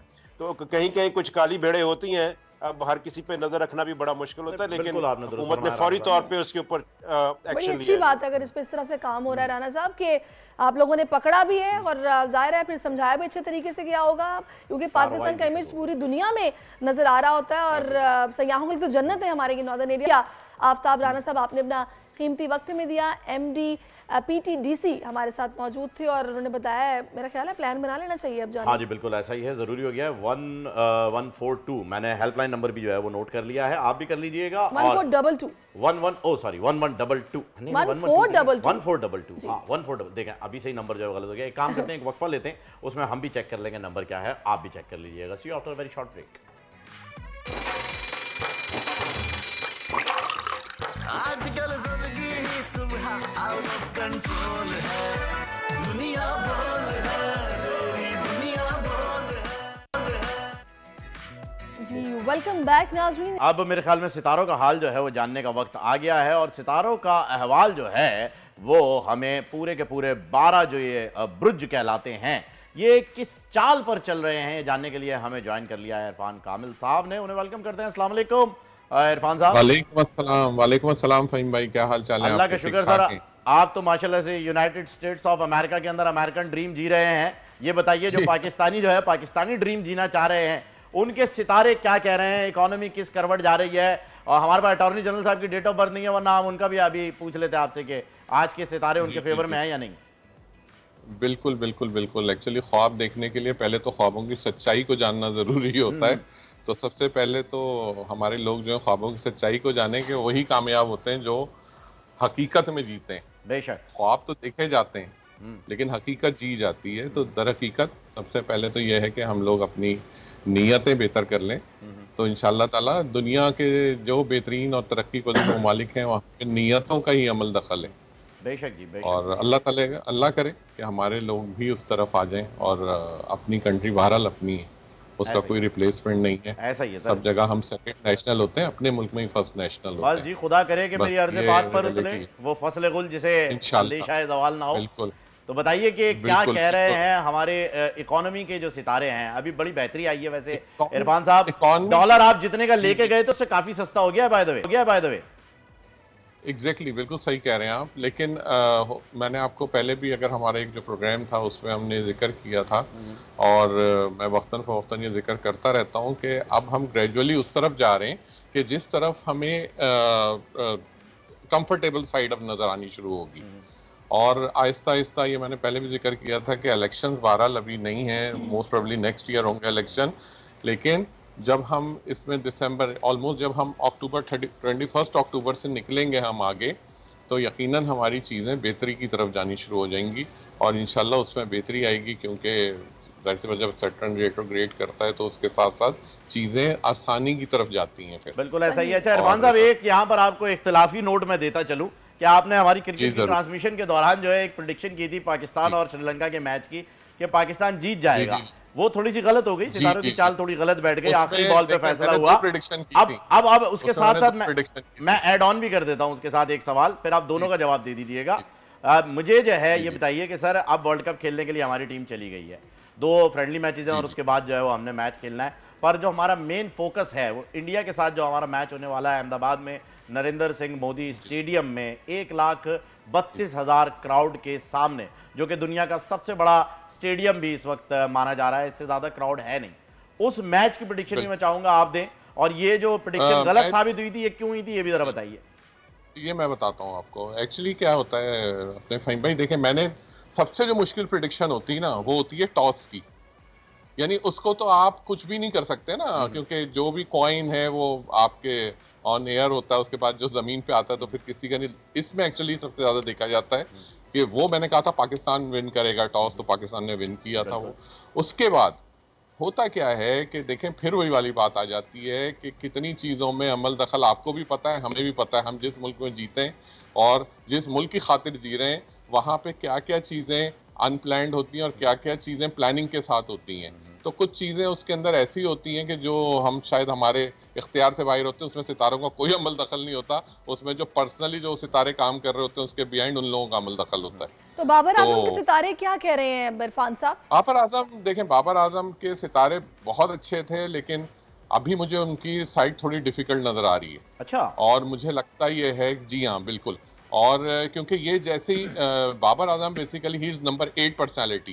बाबर साहब का जो नाम का आदत है दैट इज नंबर 8 नंबर जो है वो डायरेक्टली रिलेट करता है सैटर्न से, और सैटर्न वो प्लैनेट है जो कि जब अपनी पूरी स्विंग पे होता है तो आपको भरपूर तरीके से सपोर्ट करेगा वो, क्योंकि अल्लाह का निज़ाम ऐसा है। लेकिन क्योंकि अब ये अगर मुझे मैच का बता सकेंगे, मैच किस डेट को है तो मेरे लिए जरा आसानी हो जाएगी। 14 अक्टूबर। तो ये मैच पाकिस्तान को भरपूर तरीके से फेवर करेगा, ये मैं आपको अभी से बता रहा हूं। बताइए क्या बन रहा है? 5 नंबर 5, बिकॉज पाकिस्तान की जो बर्थ है that is also 14 August is number 5।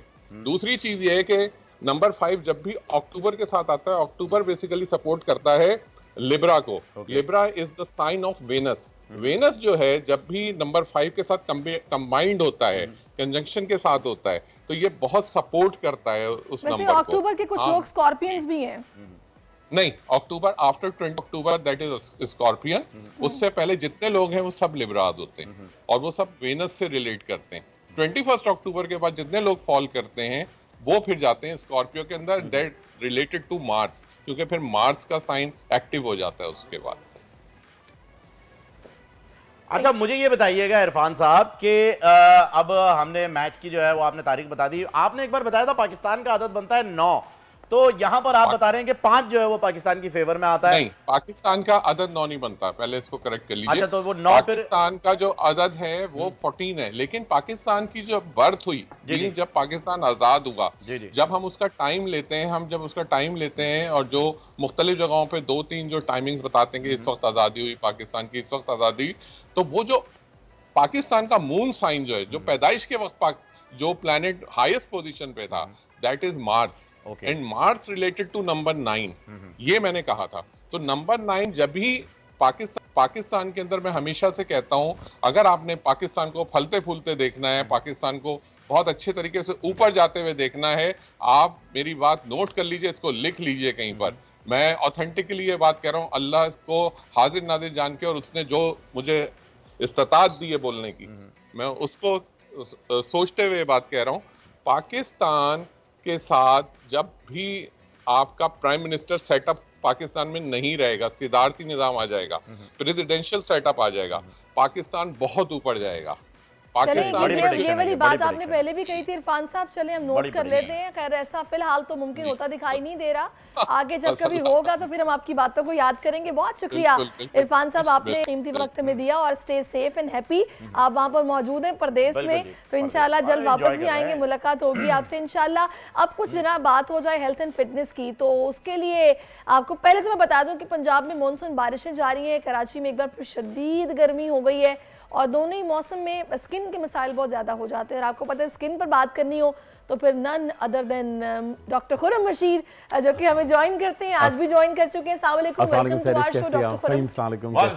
आप कैसे? ठीक ठाक है, आप अल्लाह का शुक्र है। मुझे बताएं, आपको भी कुछ गर्मी महसूस हो रही है कि नहीं? बहुत ज्यादा हो रही है। वैसे तो इतना बुरा मौसम मुझे नहीं लग रहा आजकल कंपैरेटिवली, मगर तो बड़ा प्लेजेंट वेदर है। पहले तो सर्दियों की जो महक होती है ना, वो आना शुरू हो गई है। वो सिर्फ लेट नाइट ही आ रही है, वो लेट है, वो आना शुरू हो गई है। आप जरा दोपहर में तो निकले, आपको पता चलेगा। बस वो माशाल्लाह, वो पता क्योंकि कराची में एक अजीब सा मतलब कुदरत, मतलब मेहनत भी बड़ी थी ना। अक्टूबर तो हर साल गर्म ही होता है। हाँ तो गर्म ही होता है अक्टूबर तो। अच्छा मगर देखिए स्ट्रोक आते हैं पिछले साल तो। अगर वो ये हो ना कि सड़कें थोड़ी प्रॉपर हों, और थोड़ा एक तरफ नाले ना बह रहे हो, एक तरफ कचरे के ढेर ना हो। नहीं, आप फिर गलत जगह घूम रहे हैं। देखें डॉक्टर साहब, मसला सारा ये है, हमने भरपूर निजाम बनाया हुआ है जी खड्डों का। कई सड़कें मिलेंगी आपको, वो कहीं हैं जी, कहीं सड़कें हैं, लेकिन खड्डों का हमने बेहतरीन निजाम बनाया हुआ है, और वो बड़े बाइकर्स को सपोर्ट करते हैं। अच्छा मैं बताऊं आपको, जिस वक्त हम बच्चों को स्कूल से पिक करने जाते हैं ना, दोपहर में कड़ी दोपहर होती है, तब पता लगता है कि ये मई जून वाली गर्मी पड़ रही है। अदरवाइज शाम में बिल्कुल आप सही कह रहे हैं, कुछ खुनकी सी महसूस होने लगी है। सुबह में थोड़ा अच्छा लगता है, दोपहर में वो लगता है कि, मगर वो रात को महक आती है सर्दी की, लग रहा है कि सर्दियां आ गई हैं। तो जो काले हो रहे हैं उनको क्या कहेंगे आप बेचारे गर्मी में? भाई बहुत बुरा हाल है, समझे, टैनिंग बहुत ज्यादा हो रही है। अच्छा एक तो अपनी ग़िज़ा में खट्टी चीजें जैसे इमली, चटनी, अचार, सिट्रस, ये सब प्रेग्नेंट औरतें खाती हैं। प्रेग्नेंट नहीं, मगर जिनको रंग गोरा करना है, किसी आदमी को खाते हुए देख ले तो फिर क्या उससे ये सवाल कर सकते हैं? नहीं, अब देखिए, नहीं भाई क्या बात है, बड़ा खट्टा खा रहे हो। मगर थोड़ा सा खट्टी चीजें इसलिए खाएं कि आपका जो पिगमेंटेशन को वो फाइट बैक करता है, ठीक है। अच्छा विटामिन जरूर लें जिसके अंदर मैग्नीशियम हो, जिंक हो। अच्छा मैं आपको बड़ी मजेदार बात बताऊं, एक खातून मेरे पास आई, अभी कल परसों की बात है, वो कह रही कि बस आपने मुझे विटामिन दिया, जरा माशाल्लाह हेल्दी थी, सेहतमंद, मुझसे और फ़हीम से भी आगे निकलती हुई थी ना, दोनों से। अच्छा वो बड़ी हेल्दी थी ना, कहेंगे वो आपने मुझे विटामिन दिए, मेरा वेट बढ़ा। मैंने कहा विटामिन से मैडम कभी वेट नहीं बढ़ता। अब मैंने कहा आप खाती ज़्यादा होंगी। नहीं कुछ भी नहीं खाती। ठीक है, मैंने कहा अच्छा रोटी नहीं, चावल नहीं, मीठा पसंद ही नहीं। बस फिर बात करती, फिर वो 1.5 से 2 किलो आम रोज खा लेती है, माशाल्लाह। और साथ में कच्ची लस्सी डेली। तो मैंने कहा कि आम चलेगा है, हम जाते हुए अभी मैं जाते हुए थोड़ा बहुत बचा हुआ है। हाँ 1.5 से 2 किलो डेली खाती हूँ, साथ में एक बड़ा ग्लास कच्ची लस्सी। मैंने कहा देखें क्या कर रही हैं, ये तो गलत। आप ही तो हर वक्त कहते रहते हैं बोल टीवी पे के फ्रूट्स खाओ तो फ्रूट्स ही खा रही है। तो देखिए फ्रूट्स भी तरीके से खाने। अगर आपने इतनी तादाद में खाना है ना, आप मिठे खा लें, मिठे खा लें। आप कोशिश करेंगे जी, केला भी बिल्कुल ठीक ठाक है, उसके अलावा अंगूर खा सकते हैं, ठीक है। भाई अनार आ गया है, जापानीज फ्रूट आ गया है, वो जो कैसे कहते हैं, अमलोक, वो बड़ा हेल्दी है, वो आपकी हड्डियों के लिए बहुत अच्छा है, बोन मैरो बनाता है, आपका बोन मैरो बनाता है, आपकी नजरों के लिए, आपके ब्रेन के लिए। और बताऊं क्या है जी, और क्या है? और एप्पल बहुत ज्यादा आया हुआ है, एप्पल तो पूरा सरदार है, बहुत ज्यादा आया हुआ है आपके, सरदा आया हुआ है। अच्छा अक्टूबर आ गया, ये सर्दे को भी पता चल गया, वो गर्मी का फ्रूट है सरदा, लेकिन वो आया अक्टूबर में आया इस दफा, कहता है पान, मैंने पता है गर्मी आ गई। अच्छा जी, अब आप वो चीजें बताएं कि जिनको आप स्किन पे लगा सकते हैं, उनके आप अक्सर मास्क बताते हैं चुकंदर का बना के लगाने के लिए, फ्रूट्स में से हम क्या यूज करें इससे टैनिंग एटलीस्ट खत्म हो? भाई बेस्ट ये होता है, देखिए एक तो आलू के जो छिलके होते हैं ना, वो तो बेस्ट है अगर आपको टैनिंग से बचना है, ठीक है। 5 चीजें ऐड करनी है आपको।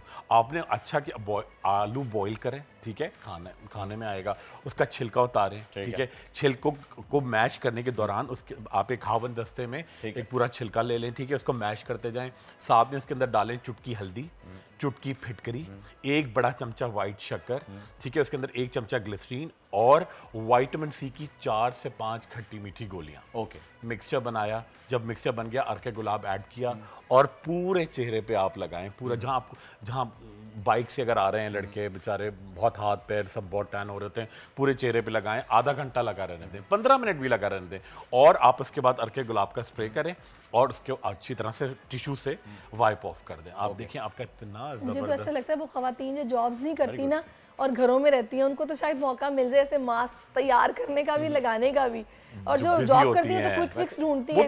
वो तो बड़ा रेडीमेड चीजें हम बताते रहते हैं। बताया जी, इतना कोई मुश्किल लग नहीं रहा मुझे, बहुत सिंपल है। इनफैक्ट मैं ये सोच रहा हूँ कि मैं भी ऐसे तैयार करके देखूंगा, और बड़ा इजी है, बहुत सस्ता, बहुत अच्छा वाकई। और मैं तैयार कर ही ना ले आप। नहीं, मैं वाकई तैयार कर लूंगा, इसमें कोई मतलब इतना इजी है यार। आलू अंडे उबालने के अलावा हमें पकाना क्या आता है?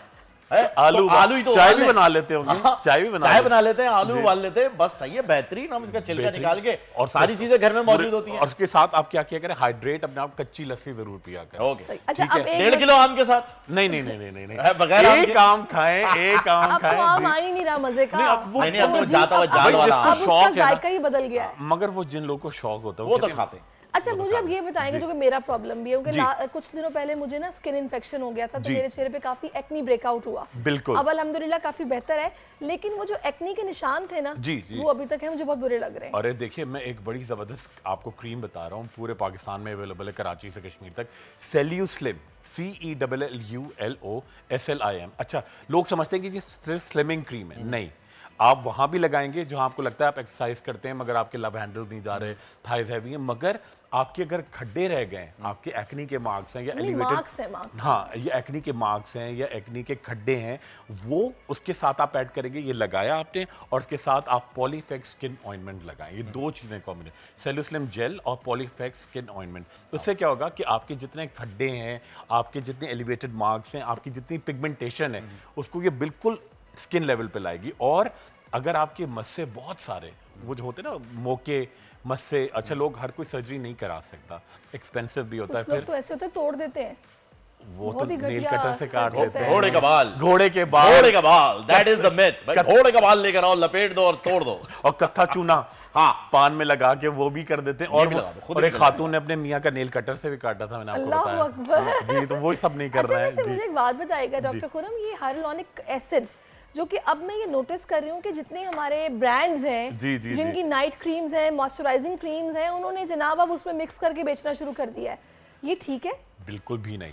और एक तो बड़ी खतरनाक चीज़ यह है, हाइलुरोनिक एसिड आपने बताया, हर लड़की ने, अब लड़के भी साथ में, गूगल पे सबने पढ़ लिया कि ये बड़ी अच्छी चीज़ है। अच्छा, वो प्योर मंगा के, अच्छा, हमारे यहाँ तो ये होता है ना कि देखिए, अगर मुझे एक गिलास पानी पीना है ना, और उसे कहेंगे पानी पीने से आप बड़े हेल्दी हो जाएंगे, मैं कहूँगा एक पूरे कंटेनर ही पी जाऊँ मैं, ठीक है। अच्छा, हाइलुरोनिक एसिड आपको कितना लेना है? आपको तकरीबन 3 से 4 ड्रॉप्स लेने हैं, और जो आपकी क्रीम है, night cream, day cream, acne cream, उसमें ऐड करें। वो पूरा प्योर हाइलुरोनिक एसिड लगाती है, एकदम से वही वाली बात जो नाइट पूरी सिरिंज जो उसके साथ आती है, वो भर के जो है, भर के लगाती है। एक साइड पे लग रहा है, फिर भर के दूसरी साइड पे लग रहा है, और नेक पे भी लगा रही है। अच्छा, शुरू में तो बड़ा आपकी स्किन सपल होती है, फिर उसमें गुलाबीपन आता है, फिर लाल हो जाती है, फिर ब्राउन, फिर मैरून, फिर ब्राउन, फिर जामुनी भी शेड आता है, फिर जामुनी भी शेड आता है, और फिर जला। अच्छा, फिर जो मुंह भी, कल एक लड़की आई लगा के, अच्छा ये मेरा हिस्सा बहुत जल रहा है, पानी भी लगता है, तो डेफिनेटली ये तो सबसे नाजुक हिस्सा है ना, तो वो लड़कियां खुद ही गूगल से जाके सर्च करती हैं। आजकल हर कोई खूबसूरत लगना चाहता है। नहीं, खूबसूरत देखिए, हर चीज का एक तरीका है ना, देखने वाले की आंखों में होती है डॉक्टर साहब, वो तो सही कह रहे हैं, वो सैरिश की बात सही है भाई, थोड़ा खूबसूरत होने की कोशिश तो करनी चाहिए, मगर हर चीज का एक तरीका होता है ना। आपका प्रोग्राम बड़ा अच्छा चल रहा है, ठीक है, मैं कहूँ नहीं जी इसमें आप सुबह, बहुत शुक्रिया, आपका प्रोग्राम आपको पसंद आ रहा है। नहीं, वो तो है, सबको पसंद है। आप मैं कहूँ जी, इसको और जरा मेहनत करने के लिए सुबह अपना भंगड़ा डाला करें इस शो में। हाँ, ये अच्छा है, कुछ लोगों ने ऐसा भी किया। अच्छा ये पता, फिर एक 2, 3, 4 दिन के बाद आपको एकदम से ग्राफ जो है ना, आपकी अच्छी चीज का, हम अच्छी बातों से प्रोग्राम का आगाज करते हैं, भंगड़ा फिलहाल तो नहीं डल सकता। अच्छा, मुझे 2 चीजों की आपने जवाब देने, क्योंकि मैं चाहती हूँ कि लड़कियां खूबसूरत दिखें ना। मसाइल भी आप ही के साथ हैं, पूछिए। हाँ, अब कोई बात नहीं यार, इंसानों के साथ, मतलब लड़कियों के साथ, लड़कियों के साथ। नंबर 1 तो ये कि एक तो खवातीन को मैसेज दें जो खूबसूरत होने के लिए हर 15 दिनों के बाद अपने फेस पे ब्लीच करती हैं, और 10 रुपए वाला ब्लीच भी अगर मिल जाए ना, तो वो भी लगा लेंगे कि हम शायद गोरे हो जाएंगे, क्योंकि उनके चेहरे पे होते हैं बाल, वैक्स वो कराती नहीं है और वो ब्लीच कर लेती हैं कि एकदम स्किन साफ लगती है। बिल्कुल, ये इतना डेंजरस है कि आपकी पिगमेंटेशन स्किन जलती ही 10 रुपए वाली ब्लीच से है, नंबर 1। सेकेंडली मुझे ये बताएगा कि ये अक्सर जो हम लोग सो के उठते हैं और हमें किसी इवेंट में शिरकत करनी है, हमारी आंखें पफी होती हैं, पफी हो रही होती है, इन दोनों का इलाज बताते हैं। बिल्कुल। अच्छा देखिए, पहली बात ये वो जो ब्लीच करते हैं ना, वो डेफिनेटली होता है अगर आपके चेहरे पे गैर जरूरी बाल हैं, ठीक है। अगर आप, वो लड़कियां क्या करती हैं, गैर जरूरी बाल तो वो तो गोल्डन हो गए, अब मैं ये लगाती रहूंगी तो मैं गोरी हो जाऊंगी, ठीक है।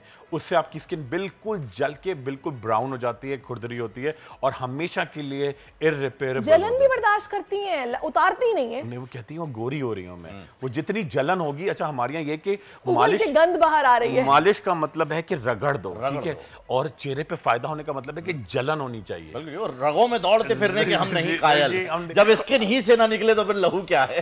ओए होए क्या बात है। अच्छा, और लोग समझते हैं कि जी जितनी जलन होगी, जितना रगड़ेंगे काम हो रहा है, काम हो रहा है, काम हो रहा है। अच्छा, कोई ट्रीटमेंट मैं करता हूँ तो अब यकीन करें, स्किन का एक ट्रीटमेंट होता है, जैसे आप यहाँ से लाहौर जाएंगी 1.5 घंटे में पहुंच जाएंगी, ठीक है, जहाज में। अगर आप गधा गाड़ी में जाएंगी तो फिर तो कई दिन लग जाएंगे, ठीक है। अच्छा, कुछ ट्रीटमेंट उनका करते हैं, थेरेपी कहते हैं, अरे ये इतना जल्दी हो गया। सैलून में तो वो मैं गई थी, वो खाला ने तो 4 घंटे मुझे छोड़ा ही नहीं। फिर मैंने खुद कहा कि मैं जा रही हूँ, तो वो इतना लंबा होता है फेशियल, तो फेशियल ये बिल्कुल मसाज बहुत अच्छे से देते हैं। वो समझिए, वो समझते जितनी अपने आप को रगड़ेंगे ना, बिल्कुल नहीं बिल्कुल जी, रगड़ने की बिल्कुल जरूरत नहीं है। आराम आराम से आप उसको हैंडल करें, बड़ा फर्क होता है, सॉफ्ट एंड जेंटल। अच्छा, और डार्क सर्कल्स के लिए सबसे इंपॉर्टेंट बात ये कि सर्कल्स नहीं, जो स्वेलिंग होती है, बिल्कुल जी, पफी आईज बैग्स के लिए सबसे पहले आप उठे, ठीक है, आपने सुबह को पानी पिया, ठीक है, और ये हाथ आपने लिए अच्छी तरह गर्म करके और आप यहाँ 5 मिनट के लिए डेली लगाएं। एक तो ये आपकी स्वेलिंग खत्म होगी, बैग्स खत्म होंगे।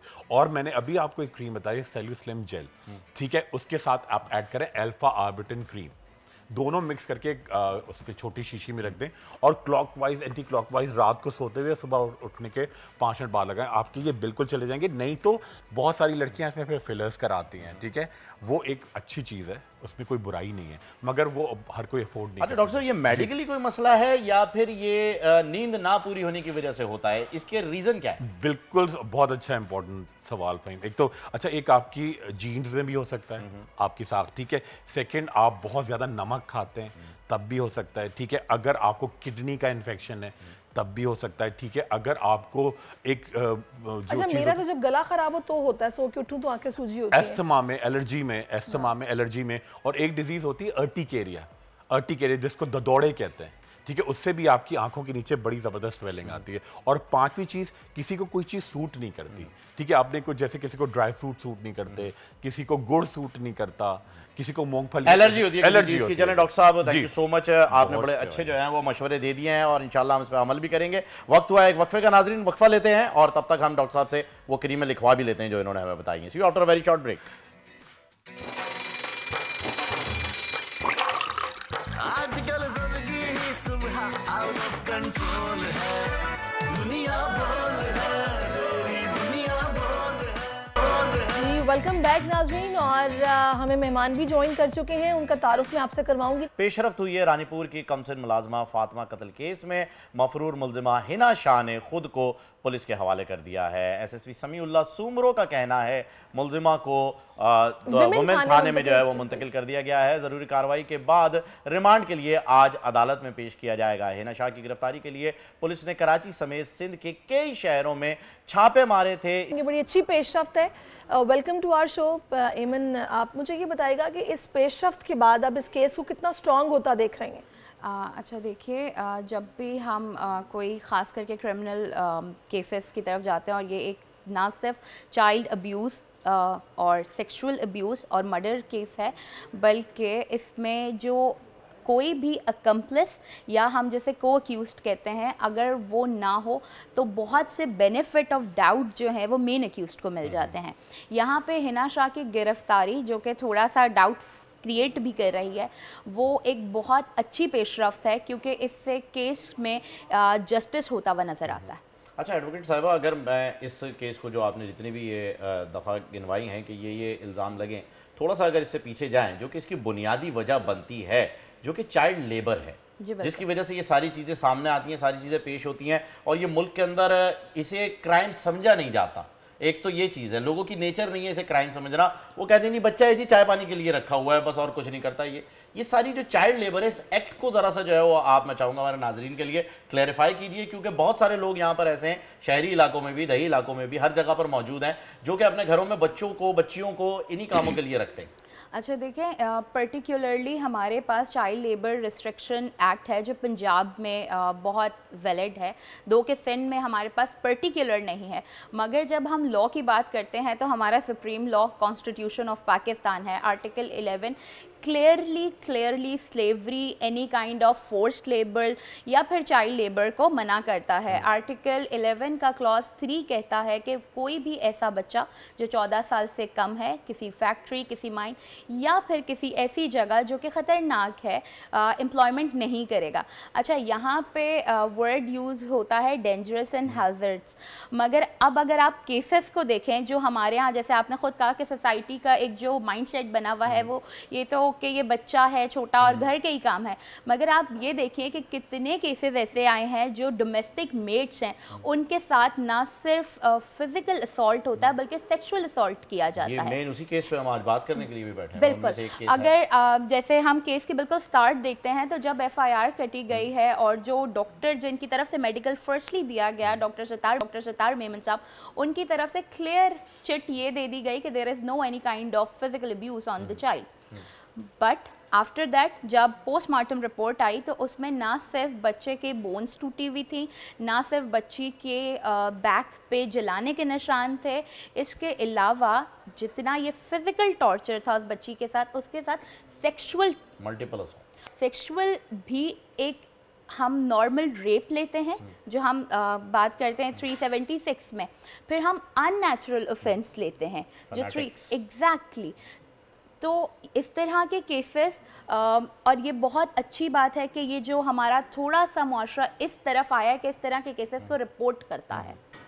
अच्छा, मुझे ये बताएगा कि अभी जैसे कि हम ये बात कर रहे हैं इस केस में, तो ठीक है अभी इनकी जो अहलिया है उसने भी अपनी गिरफ्तारी पेश कर दी है, ज़ाहिर है आगे कन्फेशन भी आ जाएगा, जब गिरफ्तारी दे दी है तो बताएगी भी कि मैं किस तरह से मुलव्विस थी, मैंने क्या किया। इसके पीछे कहा गया कि रैकेट है और ये लोग ज़ाहिर है जिस तरह के वो हालात वाक़यात थे कमरे में, जिस तरह कैमरा बेडरूम में लगा हुआ था, तो इसके हवाले से मुझे ये बताया कि इसमें दफात अब कौन कौन सी इसमें ऐड होंगी अगर इंटरनेशनली भी कोई ताने बाने इससे मिले। अच्छा देखिए, सबसे पहले तो जैसे हमने बात की, अगर FIR को पढ़ा जाए तो वो बहुत ही प्लेन FIR है जिसमें सिर्फ 2 सेक्शन इन्वॉल्व हैं, 302 यानी मर्डर और 34 यानी कॉमन इंटेंशन के एक से ज़ायद लोगों ने जब मिलके कोई भी क्राइम किया हो। यहाँ पे जैसे मैंने आपको कहा कि चाइल्ड लेबर एक्ट के सेक्शन अट्रैक्ट करते हैं, पाकिस्तान पीनल कोड का 328 अट्रैक्ट करता है, 328 जहाँ क्रूअल्टी विद द चाइल्ड है। मुझे बताइए, इसमें रेप के चार्जेस FIR में है ही नहीं। एग्जैक्टली, जो कि मेन एक्यूज जिस पे किया जा रहा है वो है ही नहीं इसमें। बिल्कुल, देखिए लीगल सोसाइटी के बहुत ज़्यादा इस FIR पे ग्रीवियंस हैं और डाउट्स हैं कि ये एक प्लेन FIR तो थी ही नहीं कभी। माजरत के साथ ये कहते हुए दो कि मैं इस फील्ड से हूँ, मगर हमारे यहाँ की पुलिस अभी इतनी ट्रेंड ही नहीं है कि वो खुद नहीं। इसमें मैं आपको सॉरी मैं इसे थोड़ा सा डिसएग्री करूँगी। जब आप ये देखिएगा कि उस बच्ची को अस्पताल ले जाया गया तो वहाँ के MS ने पोस्टमार्टम के बगैर ही उसको भिजवा दिया, दैट मीन्स कि वो भी इसमें शामिल थे, मुलव्विस थे। सेकेंडली, जब सभी मिले हुए हैं तो पुलिस कैसे बिल्कुल ठीक FIR काट सकती थी? इस्तेमाल हो रहा था।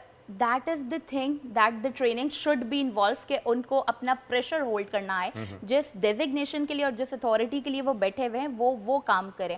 तो बात ये हो रही थी कि 302 और 34 की FIR है, जबकि जो सेक्शन अट्रैक्ट करते हैं सबसे पहले जो इम्पोर्टेंट पुलिस रूल के मुताबिक अगर कोई सस्पिशियस डेथ हो जाती है तो postmortem is the mandatory requirement. यहाँ बच्ची का कोई पोस्टमार्टम नहीं कराया गया।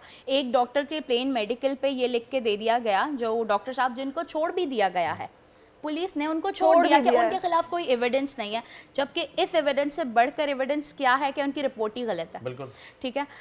फिर पोस्टमार्टम होता है क्योंकि हायर अथॉरिटीज़ चीज़ का नोटिस लेती हैं जब ये चीज़ सोशल मीडिया और मीडिया पे बहुत हाईलाइट होता है।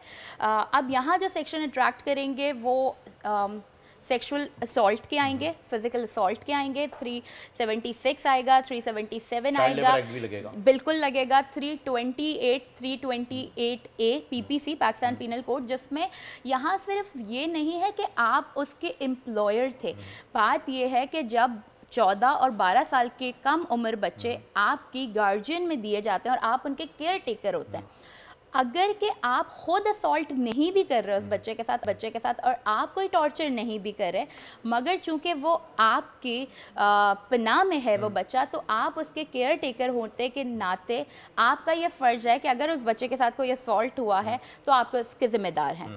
तो यहाँ पे 328 मैंडेटरी क्लॉज था। अब अच्छा, जो मैंने बात की थी कि इंटरनेशनली जिस तरह मैं उसको बताती हूँ, इंटरनेशनली पाकिस्तान सिग्नेटरी है CRC का, convention on right of the child. हम इसकी वॉयलेशन करते हैं और बहुत खुला वॉयलेशन करते हैं। हमने सारे के सारे कन्वेंशन साइन किए हुए हैं जिसमें फोर्स्ड लेबर, स्लेवरी मना है, हम उसकी वॉयलेशन करते हैं। इंटरनेशनली हम UN के चाइल्ड प्रोटेक्शन काउंसिल के सिग्नेटरी हैं। तो ये ना सिर्फ हम पाकिस्तानी लॉज को ब्रीच कर रहे हैं, बल्कि as member of United Nation, as member of international law. एक तो मुझे समझ नहीं आती यहाँ पर एमन, मुझे यहाँ पर लॉज हमारे किस तरह पर अमल दरामद हो रहा है। जगह जगह हम देखते हैं चाइल्ड लेबर वर्कशॉप्स पर एज अ मैकेनिक्स, टेलर्स के पास, रेस्टोरेंट में एज अ वेटर्स भी बच्चे काम कर रहे हैं। लोगों के घरों में अगर किसी पढ़े लिखे को बोलो कि आपने इस बच्चे को काम पे क्यों रखा हुआ है, तो वो ये बोल देते हैं तो बच्चों के साथ खेलने के लिए है, ये काम के लिए थोड़ी रखा हुआ है।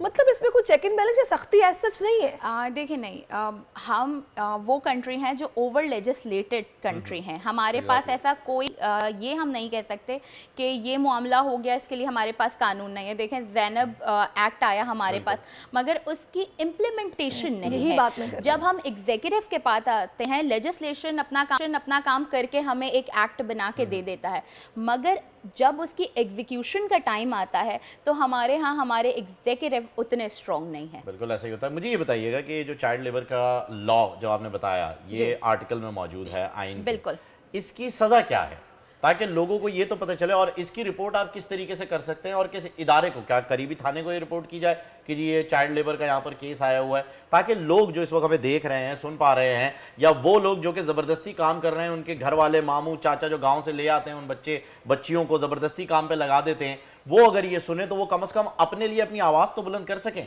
इसका लॉ क्या कहता है, सज़ा कितनी होती है और किस तरीके से रिपोर्ट किया जाता है ये केस? अच्छा, देखिए, सबसे पहले तो हमारे यहाँ सबसे पहला जो इदारा है वो हमारी पुलिस ही है। हम डायरेक्टली एज कंप्लेनेंट बन के और थर्ड पार्टी बन के उन्हें इन्फॉर्म कर सकते हैं। हम चाइल्ड ब्यूरो प्रोटेक्शंस, हमारे पास ब्यूरोज़ बनी हुई हैं, हम वहाँ पे रिपोर्ट कर सकते हैं। लेट्स से हमारे यहाँ थोड़ा मुआशरे का ये मसला है, हम कंप्लेनेंट बनना भी नहीं चाहते, हम सिर्फ एक इन्फॉर्मेशन देना चाहते हैं। तो अगर आप इस तरह की कोई इन्फॉर्मेशन देना चाहते हैं जहाँ पे आप खुद एज पार्टी नहीं अपेयर होना चाहते, तो आप बहुत इजीली, हमारे यहाँ number of legal aid societies हैं, हम उनको इंटीमेट कर देते हैं, उनको इन्वॉल्व कर देते हैं। जगह के लिए देखें, डिफरेंट लॉज में डिफरेंट सज़ा हैं। अब जैसे आपके यहाँ लीस्ट सज़ा 7 साल है जब आप क्रूअल्टी विद चाइल्ड करते हैं, एक्सटेंड टू 7 ईयर है, कहीं हमारे पास एक्सटेंड टू 1 to 3 ईयर्स है।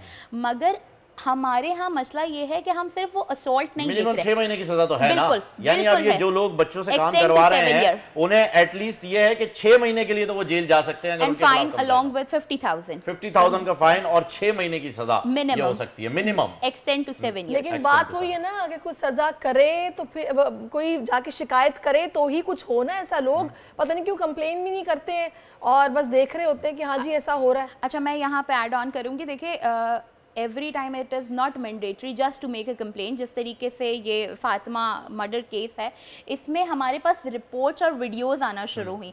जैसे this is also a kind of कि आपने कम्युनिकेशन स्टार्ट कर दी, आपने नॉलेज में दे दिया, तो मीडिया ने अपना रोल प्ले किया, बहुत पॉजिटिव रोल प्ले किया, सोशल मीडिया ने अपना रोल प्ले किया और उस चीज़ को इंटीमेट, जैसे एक प्लेन एफआईआर साहिबा, ये लड़कियों के साथ जो है मुल्क में हमारे यही हो रहा है, और लड़कियों को जो है एक तासुर दिया जाता है कि औरतें और लड़कियां जो हैं वो दबाव का शिकार है। लेकिन आज हीरो पाकिस्तान में हम आपको मिलवाने वाले हैं एक ऐसी बाहिम्मत और बुलंद हौसले वाली लड़की से, जिन्होंने कम वसाइल के बावजूद बावजूद खुद को साबित कर दिखाया है। कराची की महविश आफ्ताब के खेल से जो है वो तलवारबाजी के खेल से मुंसलिक हैं और उनके वालिद रिक्शा चलाते हैं, मगर अब वो इस खेल में इतनी महारत हासिल कर चुकी हैं कि इंस्टीट्यूट में दीगर लड़कियों को ट्रेनिंग के फ़राइज़ भी जो है वो सरअंजाम दे रही हैं। और शमशीर जनी या तलवार जनी का खेल जो कि पाकिस्तान में इतना मशहूर नहीं है, मगर अब मुल्क के नौजवान लड़के लड़कियों में ये काफ़ी मकबूलियत इख्तियार कर चुका है।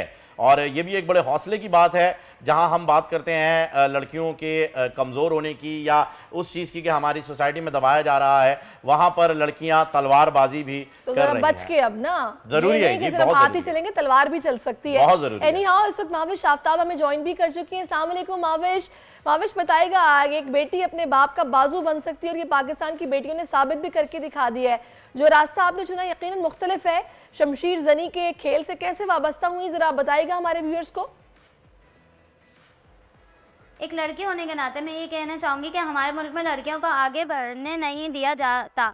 फिर इन मुश्किलात के बरअक्स मेरे घर वालों ने मुझे आगे बढ़ाया और मुझे हौसला दिया कि मैं आगे बढ़ूं और लड़कियों के लिए मुख्तलिफ खेल में हिस्सा लेना आसान करूं। अब बात करती हूं फेंसिंग की, जो कि बाकी खेलों से मुख्तलिफ है। मुझे इस खेल का शौक़ अपने स्कूल ही से हुआ। वहाँ 4 दिन का कैंप लगा था और हमें एक सर संजीव लामा निमाल से आए थे, उन्होंने हमें ट्रेनिंग दी 17 डेज़ की। फिर और मैंने वो भी ज्वाइन किया। फिर वहीं अच्छा, से नाजरीन के लिए मैं थोड़ा चाहूँगा कि आप इस खेल के हवाले से जो है वो बता दें, क्योंकि शमशीर जनी में ट्रैक और हाजिर दिमागी जो है, ये ट्रिक और हाजिर दिमागी के बगैर जीतना बड़ा मुश्किल हो जाता है। कितनी टाइमिंग लग जाती है इस खेल को सिर्फ सीखने में?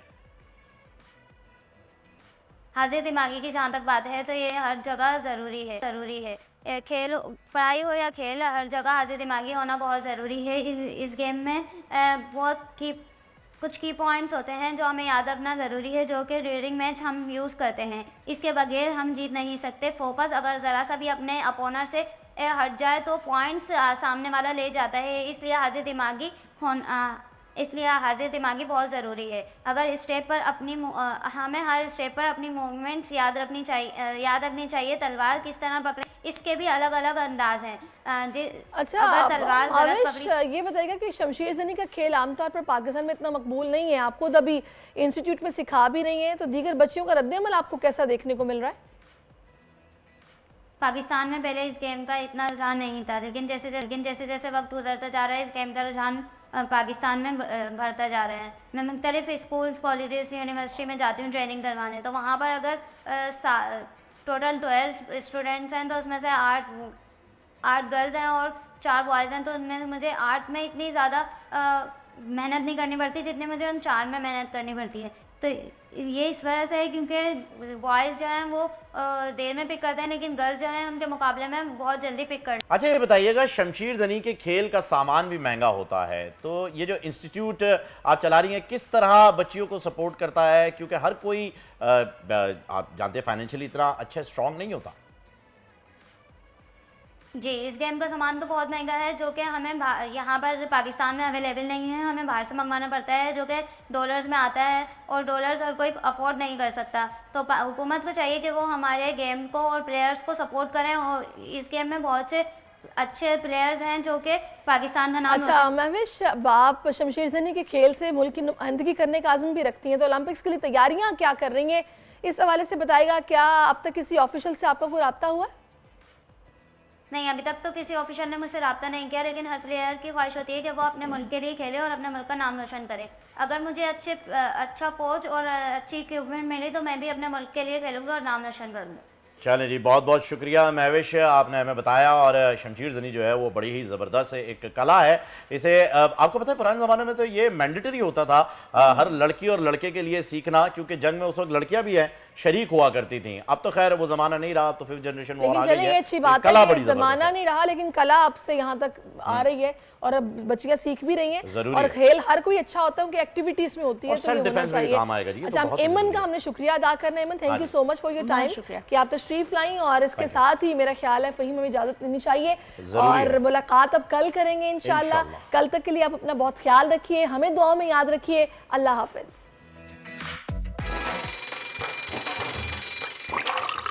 आजकल जिंदगी ही सुबह आउट ऑफ कंट्रोल